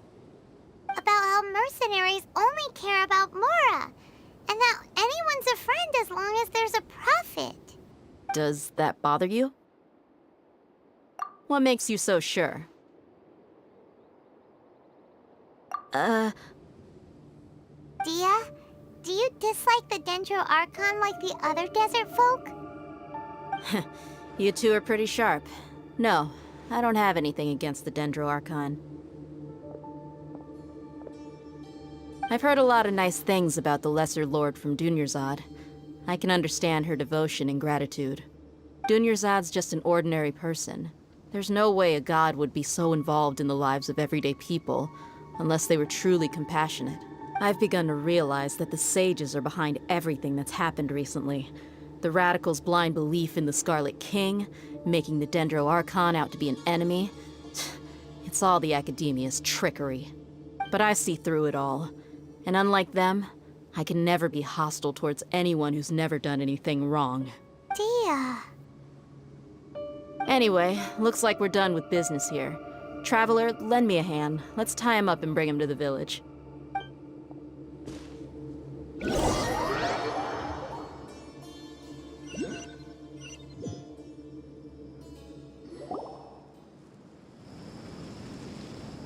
This should be all of them. I'll let you take it from here. All right. I'll be in touch. Candace, do you need any help? Candace will be okay on her own. I trust her, so you can too. She's been guarding Aru Village for quite some time now. If anyone is qualified to question the offenders, it's her. While I'm questioning them, why don't you pass some time by exploring the area? I'll meet you back here tomorrow morning, Traveler. As for these idiots, let's just hope they live to see another day.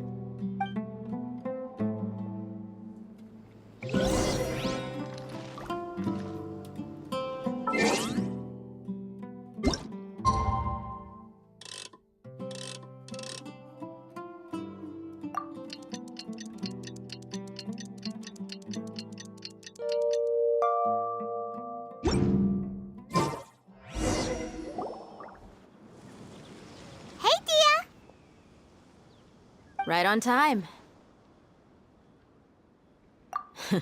We'll know any moment now.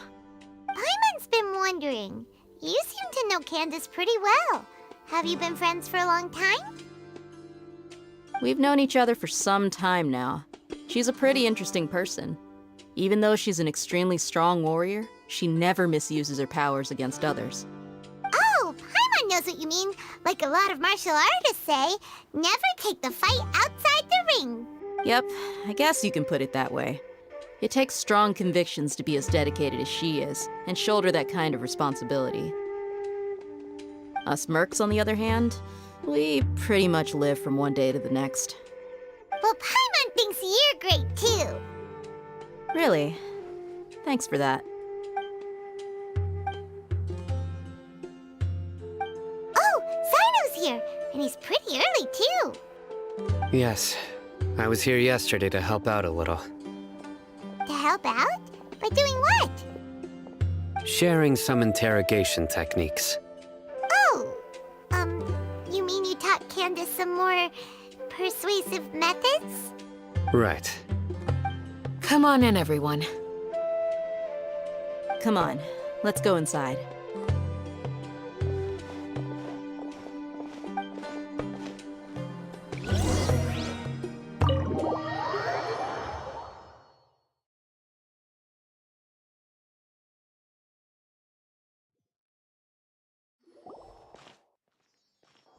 Candace, where? Whoa, you look furious. Do I? Huh. What gave it away? Oh, there's no mask that can hide true bloodlust. Cover up your eyes, and it'll still show itself at the corners of your mouth. Perhaps I need to work on my composure. Still, it's perfectly understandable why I'm angry. I'm sure everyone present would agree. Yes, ma'am. Please, don't beat us anymore. We're gonna die. Well, looks like Sino taught her well. You fear death yourselves, yet you do not hesitate to place the lives of others at risk. The absurdity is mind-boggling. The ones you call mad scholars are known to us as the Village Keepers. They are vital members of our community, and some even count them as family. You come here, to my village, and you treat my people as nothing more than stepping stones towards your goal. Tell me, what would you do to you in my position? Mercy! Please, have mercy! You've made your bed. We may both be desert dwellers, but there is one thing that I understand better than you. The resurrection of the Scarlet King will only result in war. And war serves no one. The people of Aru Village care little about which god is in power. Life may be tough and tiring, but we wish to preserve our way of life. A war would only cause us to lose all that we have. And that is not a responsibility that you can afford to shoulder. We understand. We're sorry. I'll tell you everything I know. Please, just let us go. I'm listening. You might not believe this, but it wasn't us who came up with this idea. Someone was spreading rumors in the tavern. That's how we ended up hearing about the Scarlet King's resurrection. Some mystery man told us that mad scholars will make the perfect sacrifice to usher in the Scarlet King's resurrection. They give their lives, and we can get anything we wish for. They're called Village Keepers. Slip up again, and you'll regret it. Yes, sorry. It was all that mystery man's doing. He told us to spread word about the Scarlet King's resurrection and talked us into helping him.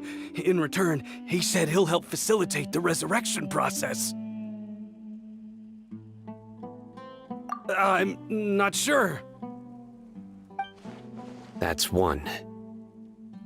Huh? One what? Strike. You get a total of 3. Then, you die by my hand. Wait, I'm telling the truth. We don't know anything. It was all him. 2. He got us to lure them out of their houses in the night with some kind of incense. We take them to a junction outside the village. Then the mystery guy takes them from there. You gotta believe me, please. I'm telling the truth, I swear. Just ask them if you don't believe me. That was indeed the truth. Traveler, go on.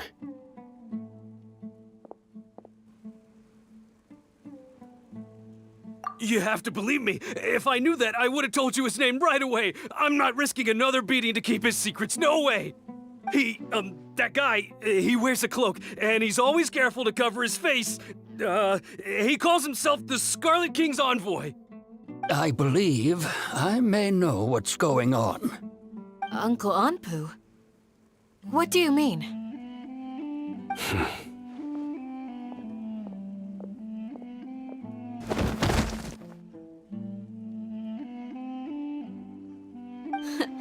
Smooth.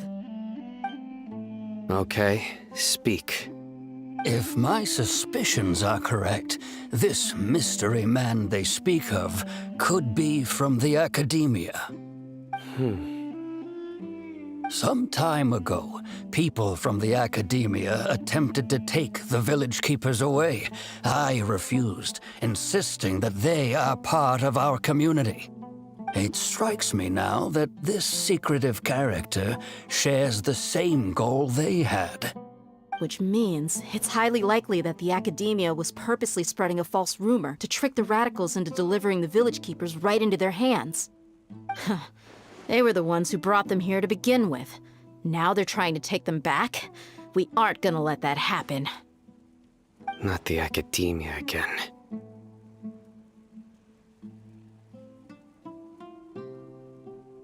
Just as I thought. But what could they want with the village keepers? People are nothing but tools in the eyes of the Academia. A change in their plans likely means they found another way to exploit the scholars. Regardless, our top priority now is locating the village keepers. You're right. Isak is still waiting for news on his grandpa. Time to go. Let's leave the village and try to track them down. Yes. Pack up and get ready to leave. You got it. Candace, I'll let you deal with the radicals. Leave everything outside the village to us. All right. Let's meet back here once everyone's ready.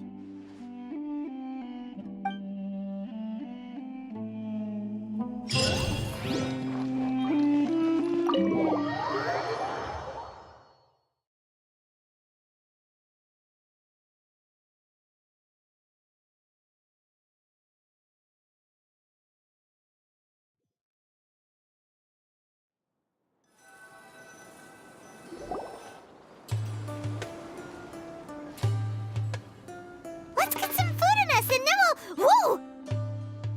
Where did you come from? Well, as you can see, I am merely sitting here and reviewing what we have deduced thus far. You were gone for ages! And now you're suddenly sitting here musing to yourself? Where have you been anyway?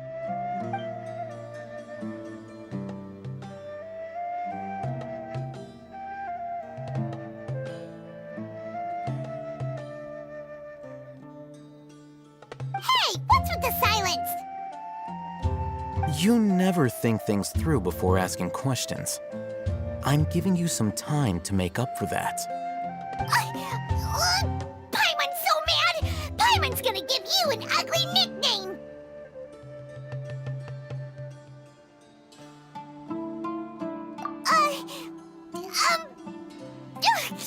Never mind. Paimon's got nothing. There's just nothing super obvious to pick with this guy. It makes it so hard. Well, you've heard nothing to suggest I left this whole time. So clearly, I stayed in the village to investigate. Anyway, you plan to leave Aru village and keep searching for the truth of this matter, yes? Yep. We're not gonna find out anything more by staying here, so we thought that we might as well take the search elsewhere.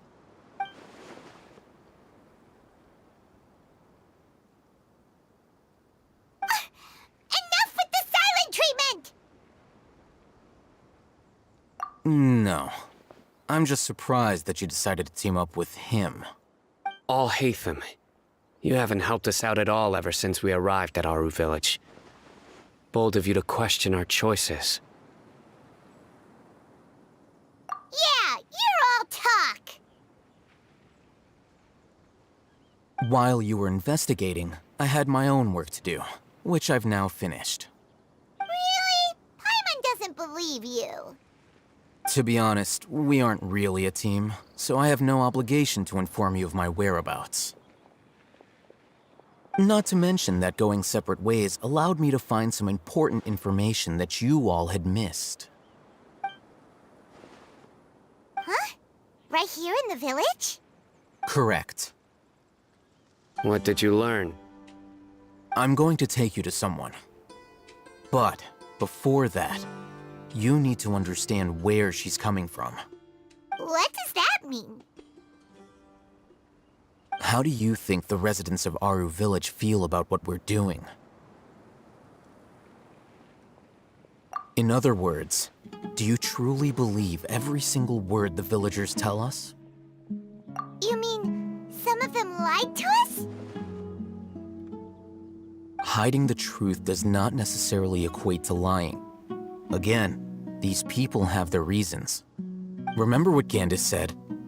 Most people in Aru Village don't necessarily care which deity is in charge of Sumeru. That's because whether the Scarlet King or the Dendro Archon has power is of little significance to them. By contrast, the perils of their daily lives are ever-present concerns. They won't simply share everything they know with you without good reason. That's why you believed there was no further information to be found in this village. Glad you're following along. Among those you have talked to, there's someone who was consciously keeping you out of the loop. In fact, she's been observing your every move since you arrived. The reason being, to someone who only wants to live their life in peace, any external factors introduce unpredictability into the equation. Those eyes. Those fierce eyes. You look like a real fighter. Don't change the subject. It's quite obvious that she's intimidated by Sino's authority and strength. Right. You were asking about the mad scholars. She corrected herself mid-sentence because she's aware that there are Scarlet King fanatics in the village. If she sounds too friendly towards the village keepers, she could easily make herself the Radicals' next target. I think it's been a few days since I last saw them. I usually go to bed pretty early, so I'm not too familiar with what goes on at night. Remember? She made a point of denying her involvement in anything that occurs at night. But honestly, I feel quite sympathetic towards them. Even though they act a little strange, they've helped me in the past. If it weren't for them, my house would have collapsed long ago.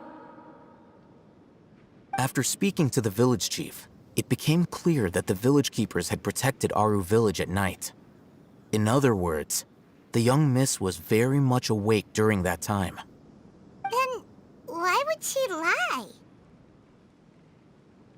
By getting involved with an outsider, she risks drawing unwanted attention to herself. As for why she might be so wary about all this, maybe you should ask her. I'll pass on this one. You said that she is afraid of me. If so, it's best if I stay out of this. We're on it!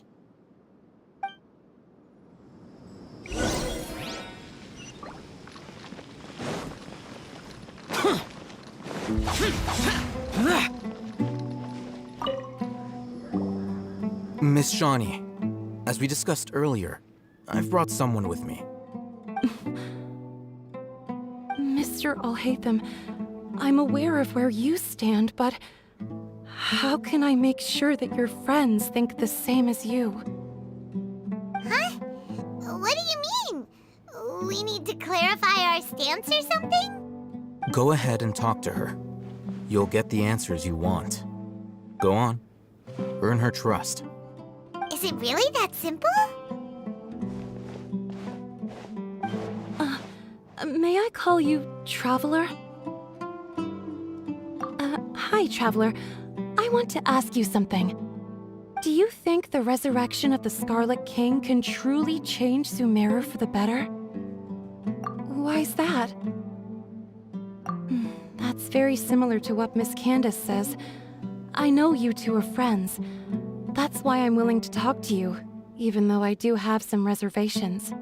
Before, I wouldn't even have the courage to ask something like this. Traveler, do you believe our lives will get better?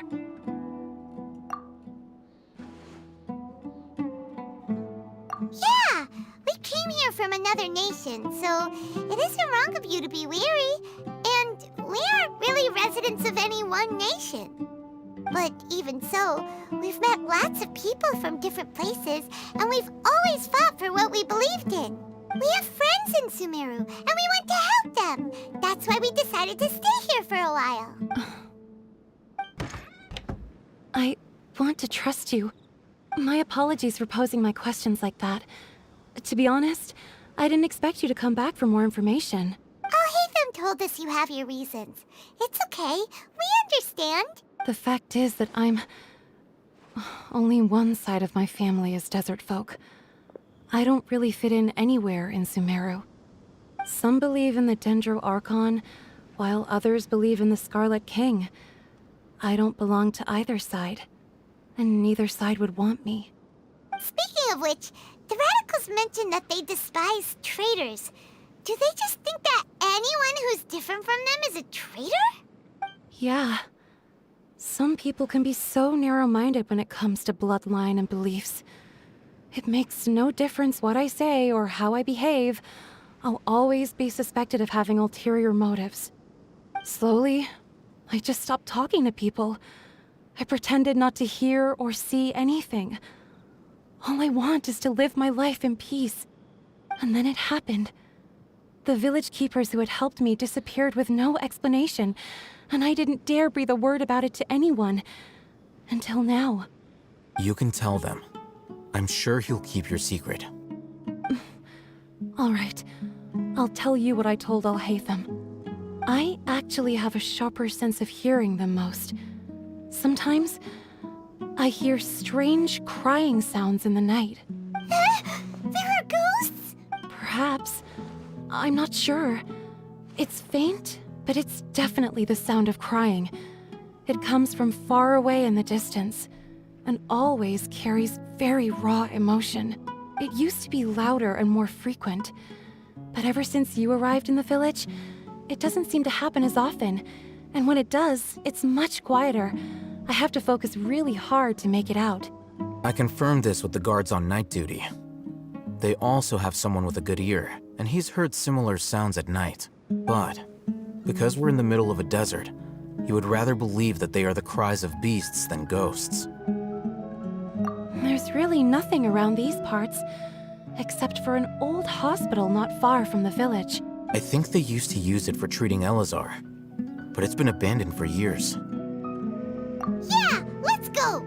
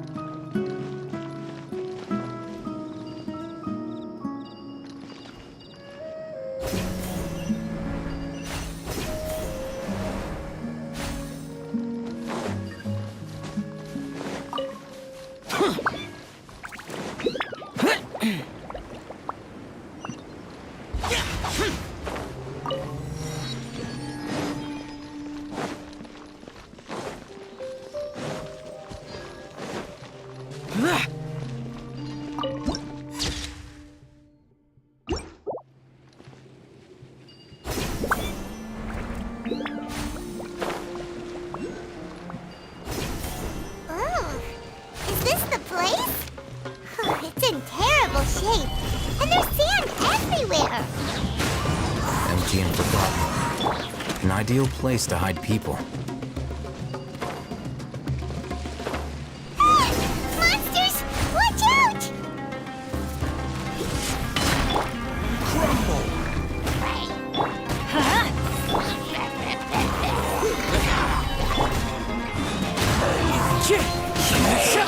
Useless.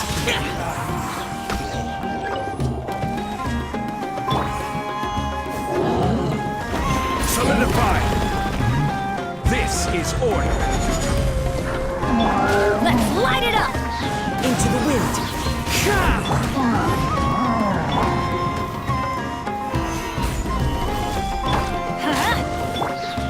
One with nature. Tasteless. Boring. I'm going in! Lament. Worthless.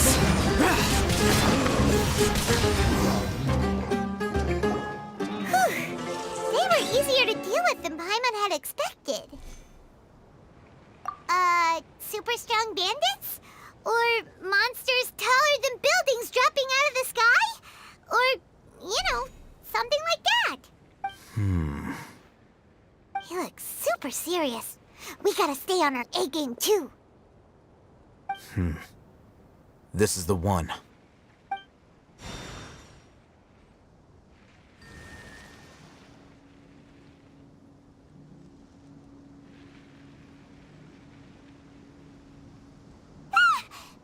Let's go in and take a look.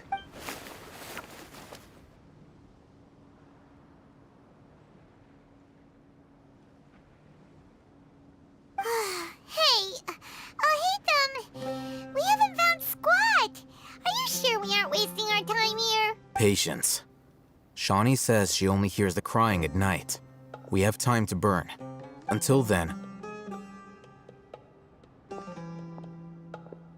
I'm taking a break. And just like that, he sits down. Wait, he even brought a book to read? What are you reading? Let Paimon see! Okay, sure. Huh? The natural position, which is the positional propensity of an entity in natural motion in contrast with an object in forced motion? Huh? When free from external influences, every entity displays the tendency to follow its natural trajectory? So, you got that? Oh, Paimon gives up. You keep reading your book. See ya! How is he so relaxed? Look at him, reading an impossible book in a creepy place like this. Hey! Paimon's your Tibet travel guide. Paimon knows plenty of useful stuff already. And anyway, it's not Paimon's fault that the books people read in Sumeru are so complicated.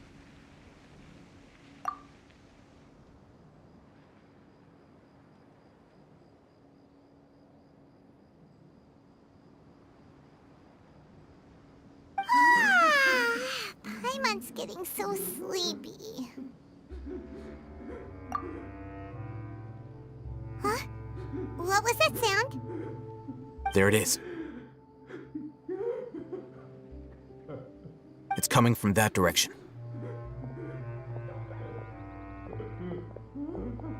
Is the sound coming from here? Huh. Paimon's not seeing anything. It's from below. But there's no way we can get down there. Something is off about the interior here.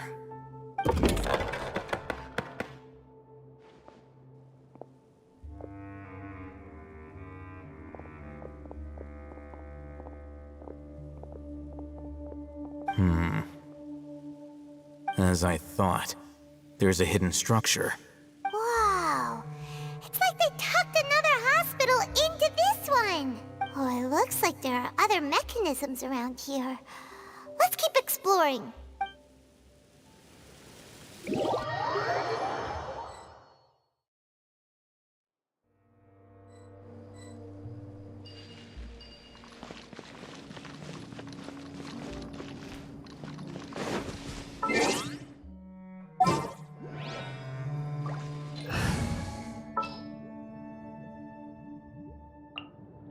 I'll ensure you're safe.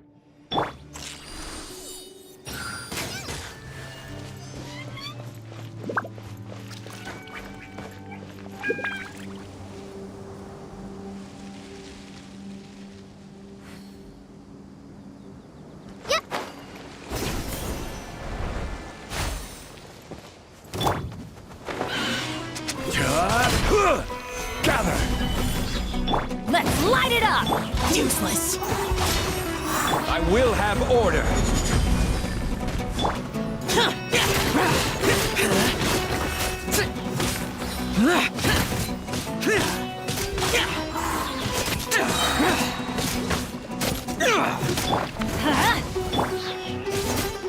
Useless.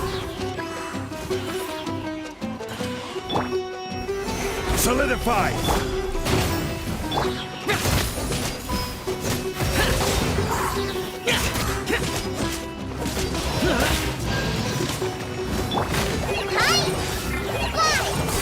Let's light it up!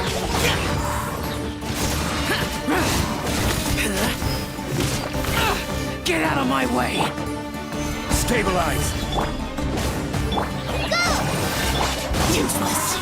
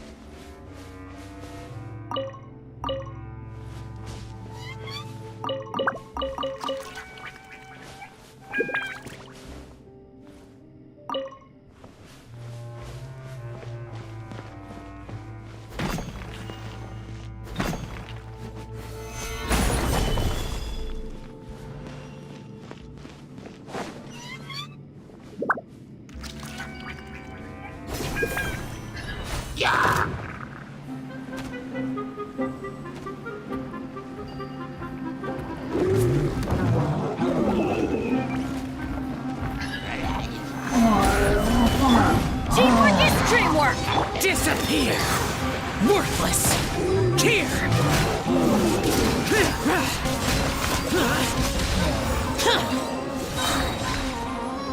Here!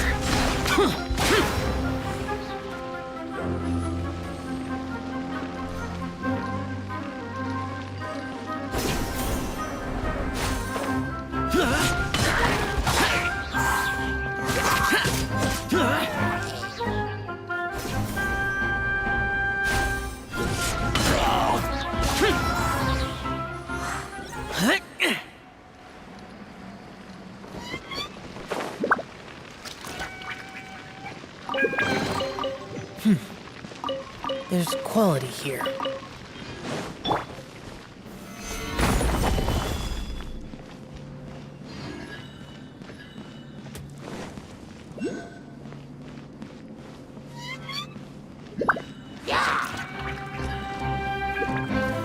Solidify! Useless.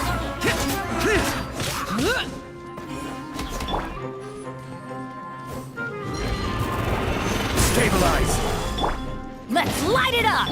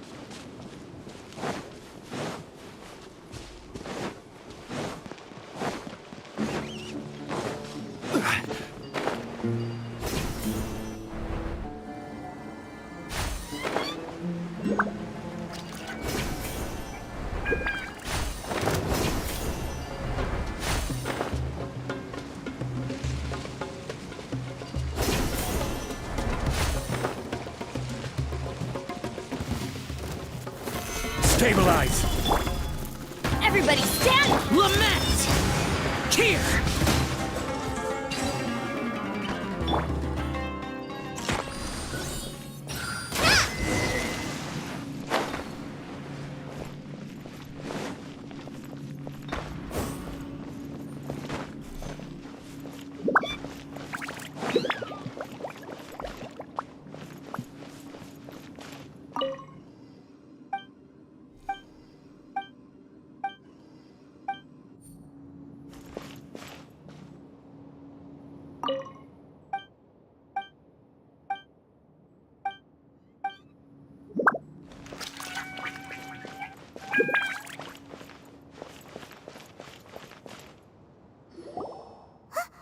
Look! There's someone over there! Good idea. Let's approach him slowly without alarming him.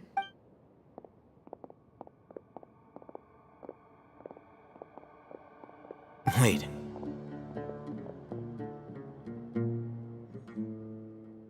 You're... He can't speak, and his eyes are unfocused. But he looks too young to be anyone's grandfather. Also, why is he the only one here?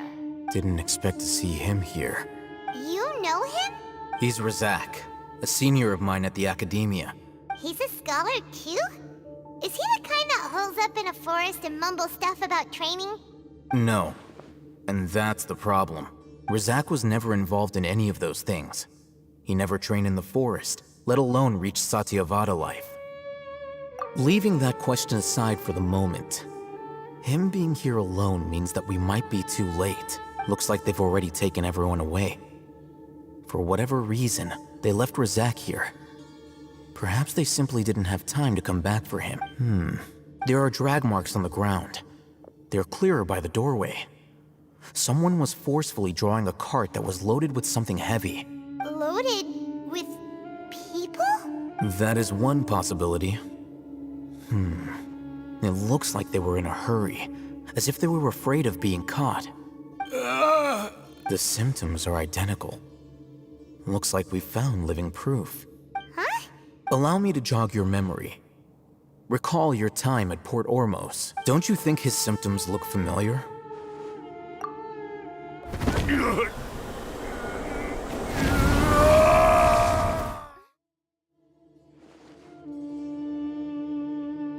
Oh, now that you mention it, they're acting the same way. Correct.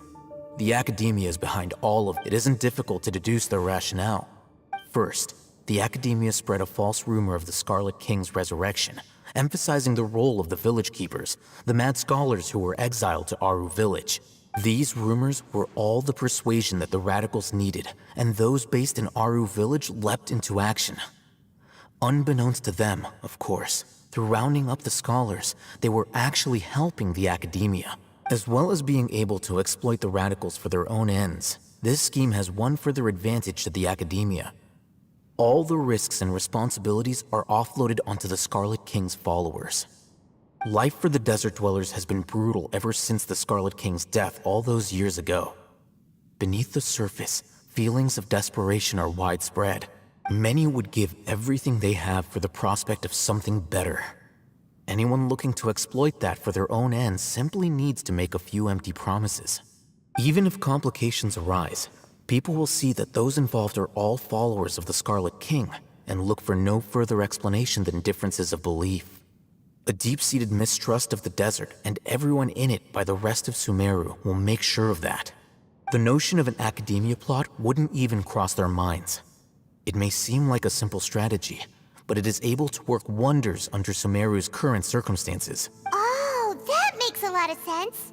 It's in line with the village chief's theory, too. But there's still one very important question. Wasn't it the Academia that brought the scholars to Aru village in the first place? Why does it want them back now? Throughout this process, one thing has changed. The scholars' identity. First, they were scholars. Then, they became lunatics. After that, they were exiles. And finally, they become missing persons. An exile is still patently a living, breathing human being. But when someone becomes a missing person, That is brought into question. If you can't find someone, you have no way of knowing what exactly happened to them. That makes missing people an ideal resource.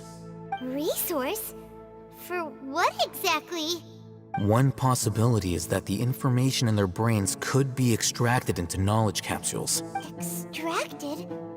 You mean canned knowledge comes from people's brains? With the technology of the Sumeru Academia, it's entirely possible. Perhaps the process caused them great suffering, which is why they cry out in the dead of night when no one is watching them. So, the human brain... Nope, nah, Paimon doesn't want to think about this. I'm the Academia scribe, after all. I'm familiar with their projects.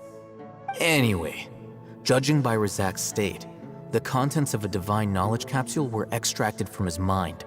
But something went wrong in the process. Or perhaps his curiosity got the better of him, and he used such a capsule for himself. Paimon's a little confused. Can they just use anyone's brain?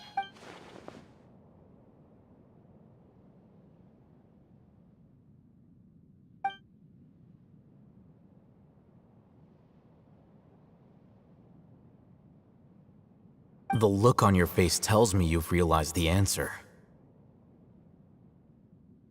That's right.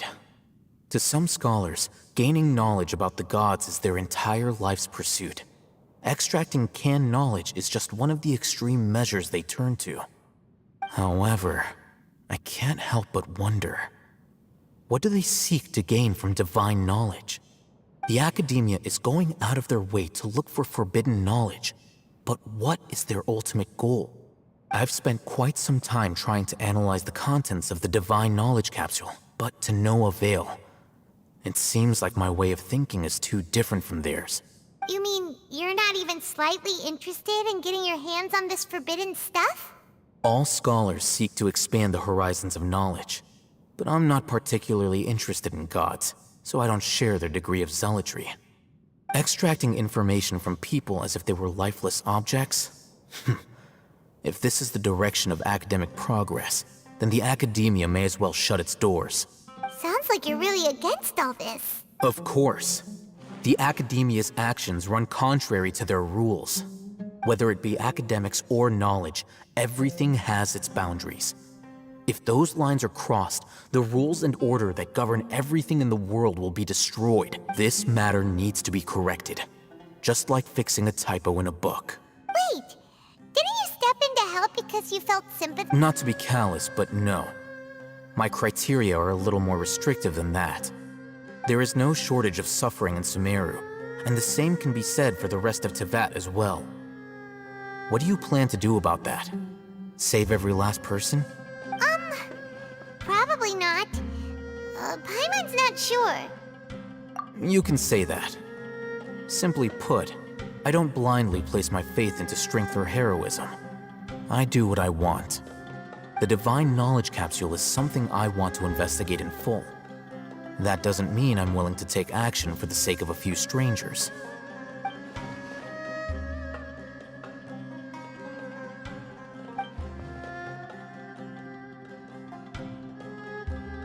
Paimon's been wanting to say this for a while. There are a lot of bad guys in the Academia, but you're not one of them. You're their weirdo. You're probably right. Though I must say, I quite enjoy this feeling of being the odd one out. Uniqueness is also an asset, is it not? Wow, that's a great way to think about it. Paimon's really impressed. If only Miss Shani had a similar mindset, her life would definitely be a lot easier. I'm just a more likable person than her in general. There's nothing more to it than that.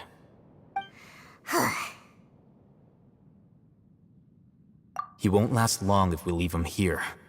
Let's take him with us. We'll work out our next step after we return to Aru Village.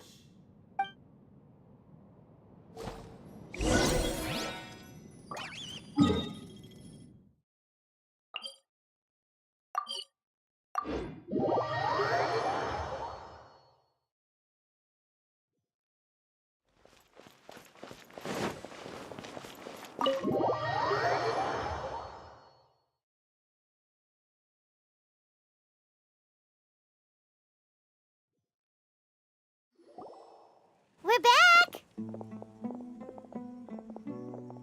You must be tired. You should rest and take some water. What's the situation? Who's this? Unfortunately, somebody who's too young to take on the role of Isak's grandfather. Nevertheless, he's one of the people we're trying to find.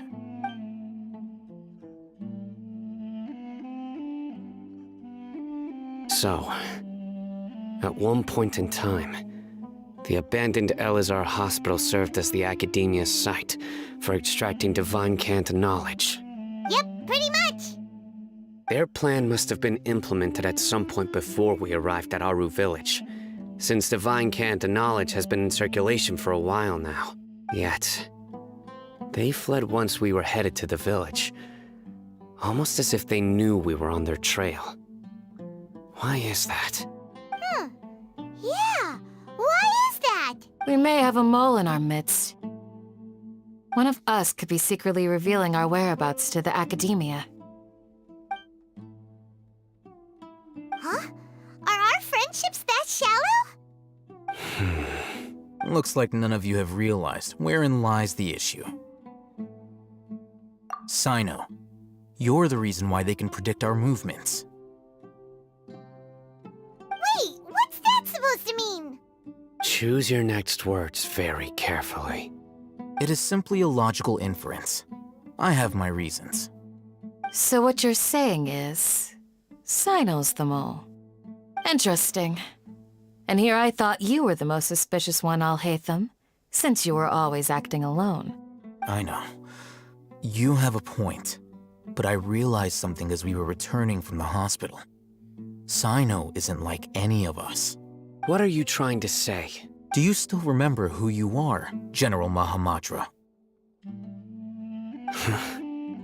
As a Matra, you are no doubt privy to certain kinds of information. Before you can take action against someone, you are required to have all the facts available, including the less than savory details. Simply put, the Academia has traditionally allowed you access to a wealth of sensitive information. Knowing their modus operandi, wouldn't you expect them to take precautions against you? If you want to raise a vicious wolf, you need to make sure that you can avoid its bite. The Academia is monitoring me? It's not that simple. The Academia has eyes all over Sumeru, but they have a special protocol for dealing with you. Every so often comes a Nyagarbaha Day. On this day, the Academia enters new information into the Akasha through knowledge capsules. I remember seeing a thick notebook next to the control panel once. Its contents were all about the General Mahamatra, his activities throughout the day, preferred methods of enacting judgment, everything. You're saying that the Academia entered my information into the Akasha too? But what's the point in doing that? My actions aren't important enough to be added into the Akasha. The Akasha is capable of computation. The Akasha's algorithms are entirely capable of predicting your movements using the data entered.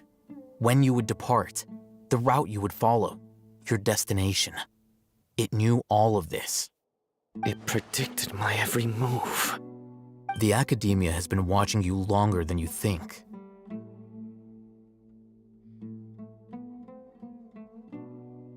So that's how it is. Sino adheres to his principles so strongly that he's actually a thorn in their side. Tenacity of will and steadfast faith are worthless to the Academia. They need scholars who are easily pliable and mindlessly go after anything they can profit from. Sino, don't take it to heart. This just proves how much of a trustworthy ally you are. They escaped because of me. Don't blame yourself. It's not like any of us would have known. I have an idea.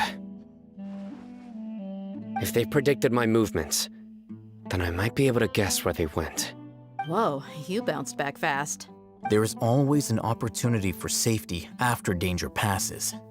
Oh, so that's how it is! Paimon gets it now. If the Academia is trying to avoid Sino, then the safest place would be... Yep, that's right! They'll want to proceed in the direction opposite of where I'm going.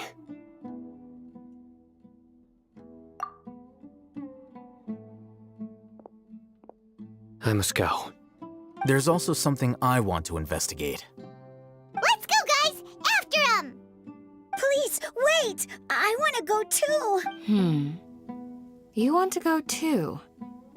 If so, you have to promise you'll stay safe. I want to find Grandpa. I promise I'll be careful and not cause any trouble. Everyone, I leave him in your hands. Yay! Let's go! Paimon feels like we're missing someone, though.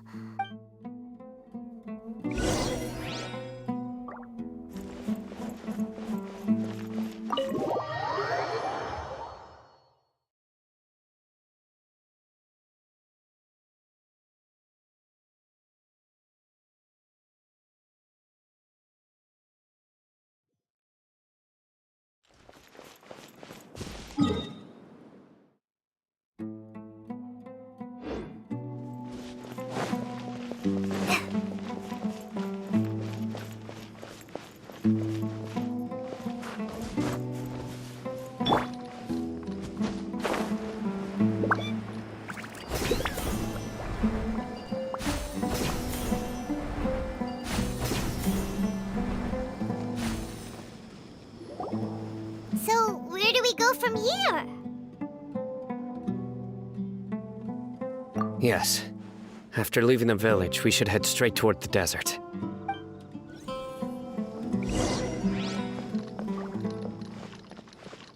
I know the desert like the back of my hand. Is that because you play here a lot? Yep. One time, Grandpa almost got lost in the desert, but I was the one who brought him back. There's something here. What's this? It's buried in the sand. Looks like we'll need to roll up our sleeves and do some work. And Paimon thought running around everywhere was already enough work. Okay. So, we have to dig it out? Whatever's down there looks like it's buried really deep. These are likely fragments of an Academia-developed device, something akin to a headset. Looks like there were more than one village keeper. They must have been escorted this way because there are device fragments scattered around here. Let's split up and search the area. Chances are that we'll find other things nearby.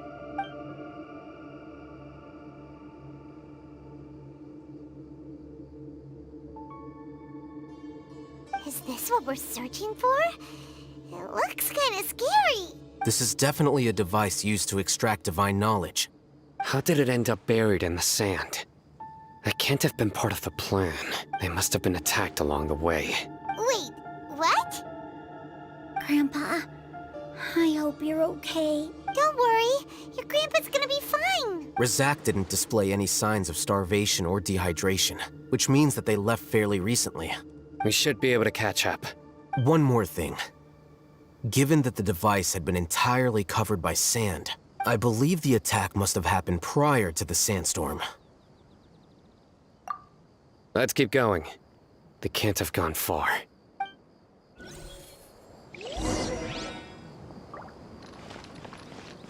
Ugh, but running on sand is so tiring. But you're flying, aren't you, Paimon? Is flying over sand tiring too? Ugh, of course it is.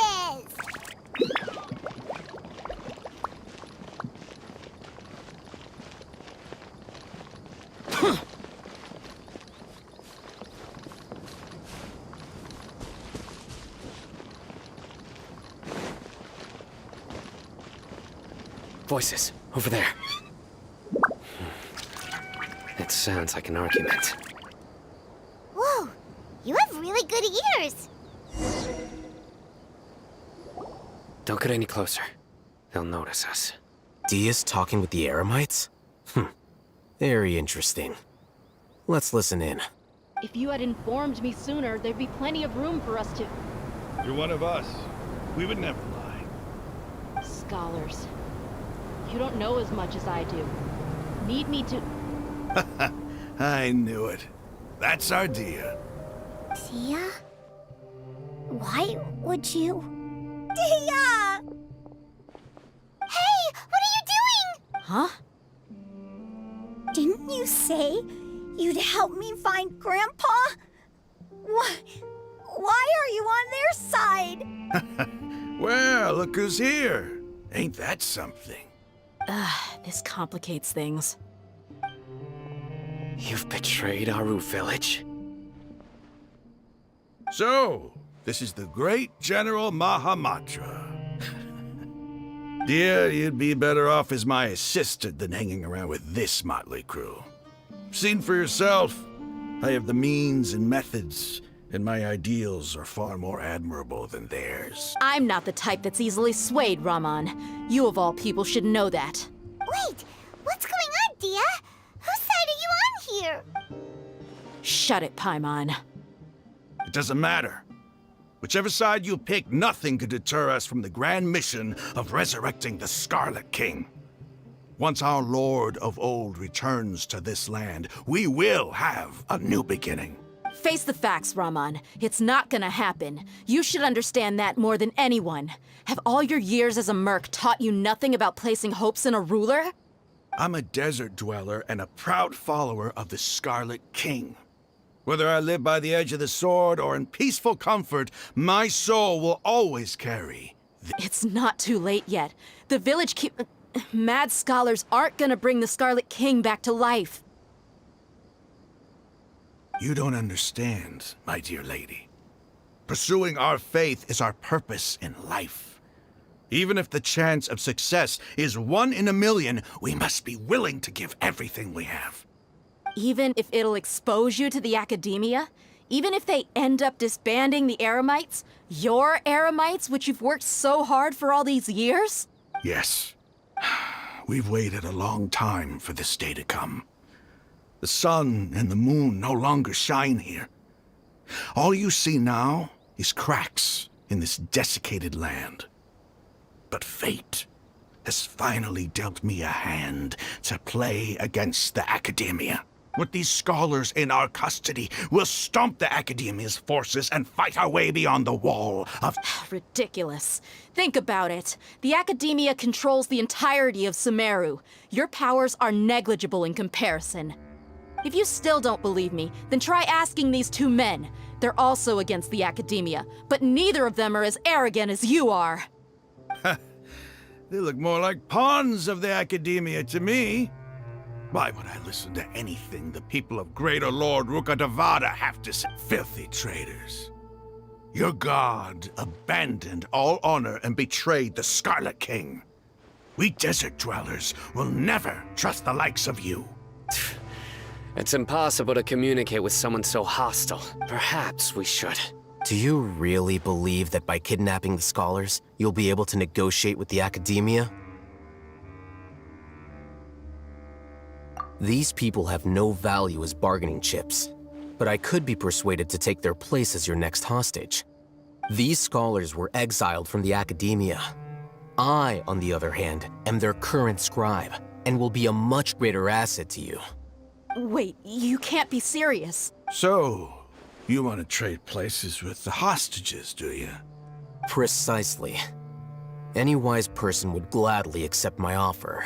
What are you thinking? What if they decide to kill you instead? Well, that would be bad luck for me. However, I'd get the chance to observe the scholars, perhaps even find out the truth. Think you can talk me over with that confident look of yours? I'm not trying to persuade you. I'm using this as a means of joining forces against the academia. You are the scribe. What do you have against the academia? Not all desert dwellers believe in the Scarlet King, and the same applies to the academia. Why must all knowledge seekers approve of the academia's way of doing things? You academia scum. Every last one of you is nothing but a hypocrite, just like everyone else on the other side of that wall. I've made myself clear enough. I won't listen to another word from the Dendro Archon's people. Not so fast. I'll hate them. Do you stand by everything you just said? I never make empty promises. You know you're making a dangerous decision, right? I do. Good. Raman, hear me out.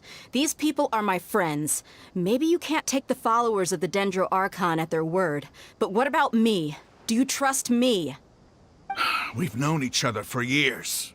Of course I do. In that case, I'm willing to vouch for their honesty with my right arm. Come on, Raman, don't be a coward. If you're serious about taking on the Academia, you need to steel yourself. You can't be afraid. An arm from the Flame Mane. You've piqued my interest. But what if you refuse to oblige?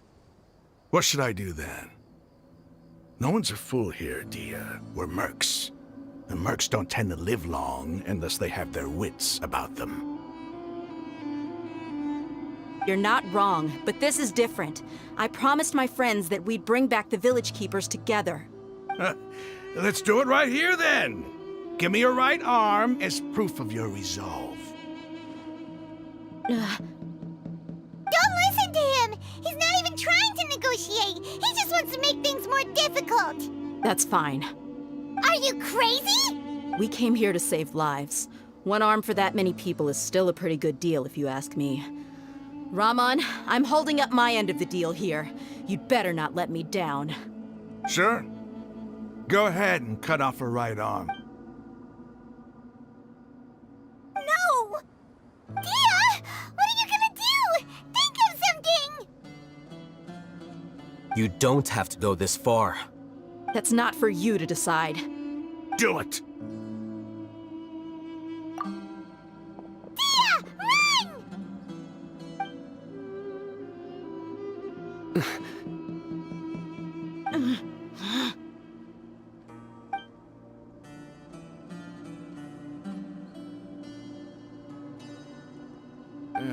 Stop! What's wrong? Can't do it? Flame Mane, you and I are both desert folk. Cutting off your arm is no different than cutting off my own fingers. Where's the sense in cutting my own kin to pieces? You've shown me that you're serious. Go on now, take your friends and leave. Meet me in the desert at noon tomorrow.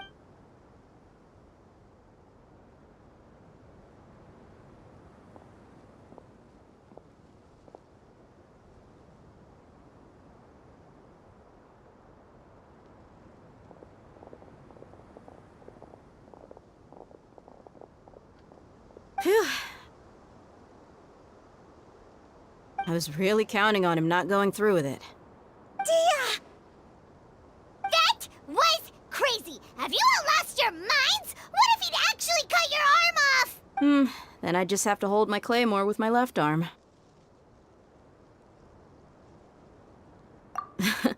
Okay, I'm sorry. But sometimes when you're out on a limb, you gotta double down to seal the deal, you know? Don't ever make a promise like that again. I can deal with the likes of them. If it came down to it, you would not lose to them either. I don't doubt it, Sino.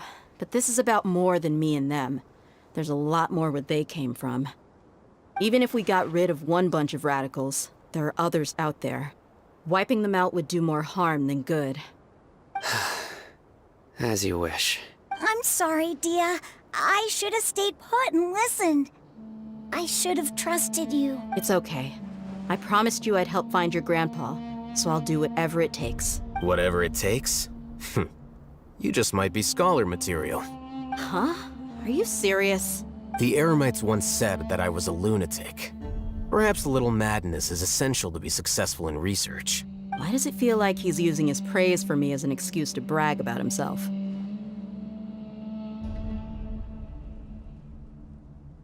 Okay, let's get moving. We should head back to the village and rest up. Today was just a trial run. Noon tomorrow is gonna be the hard part.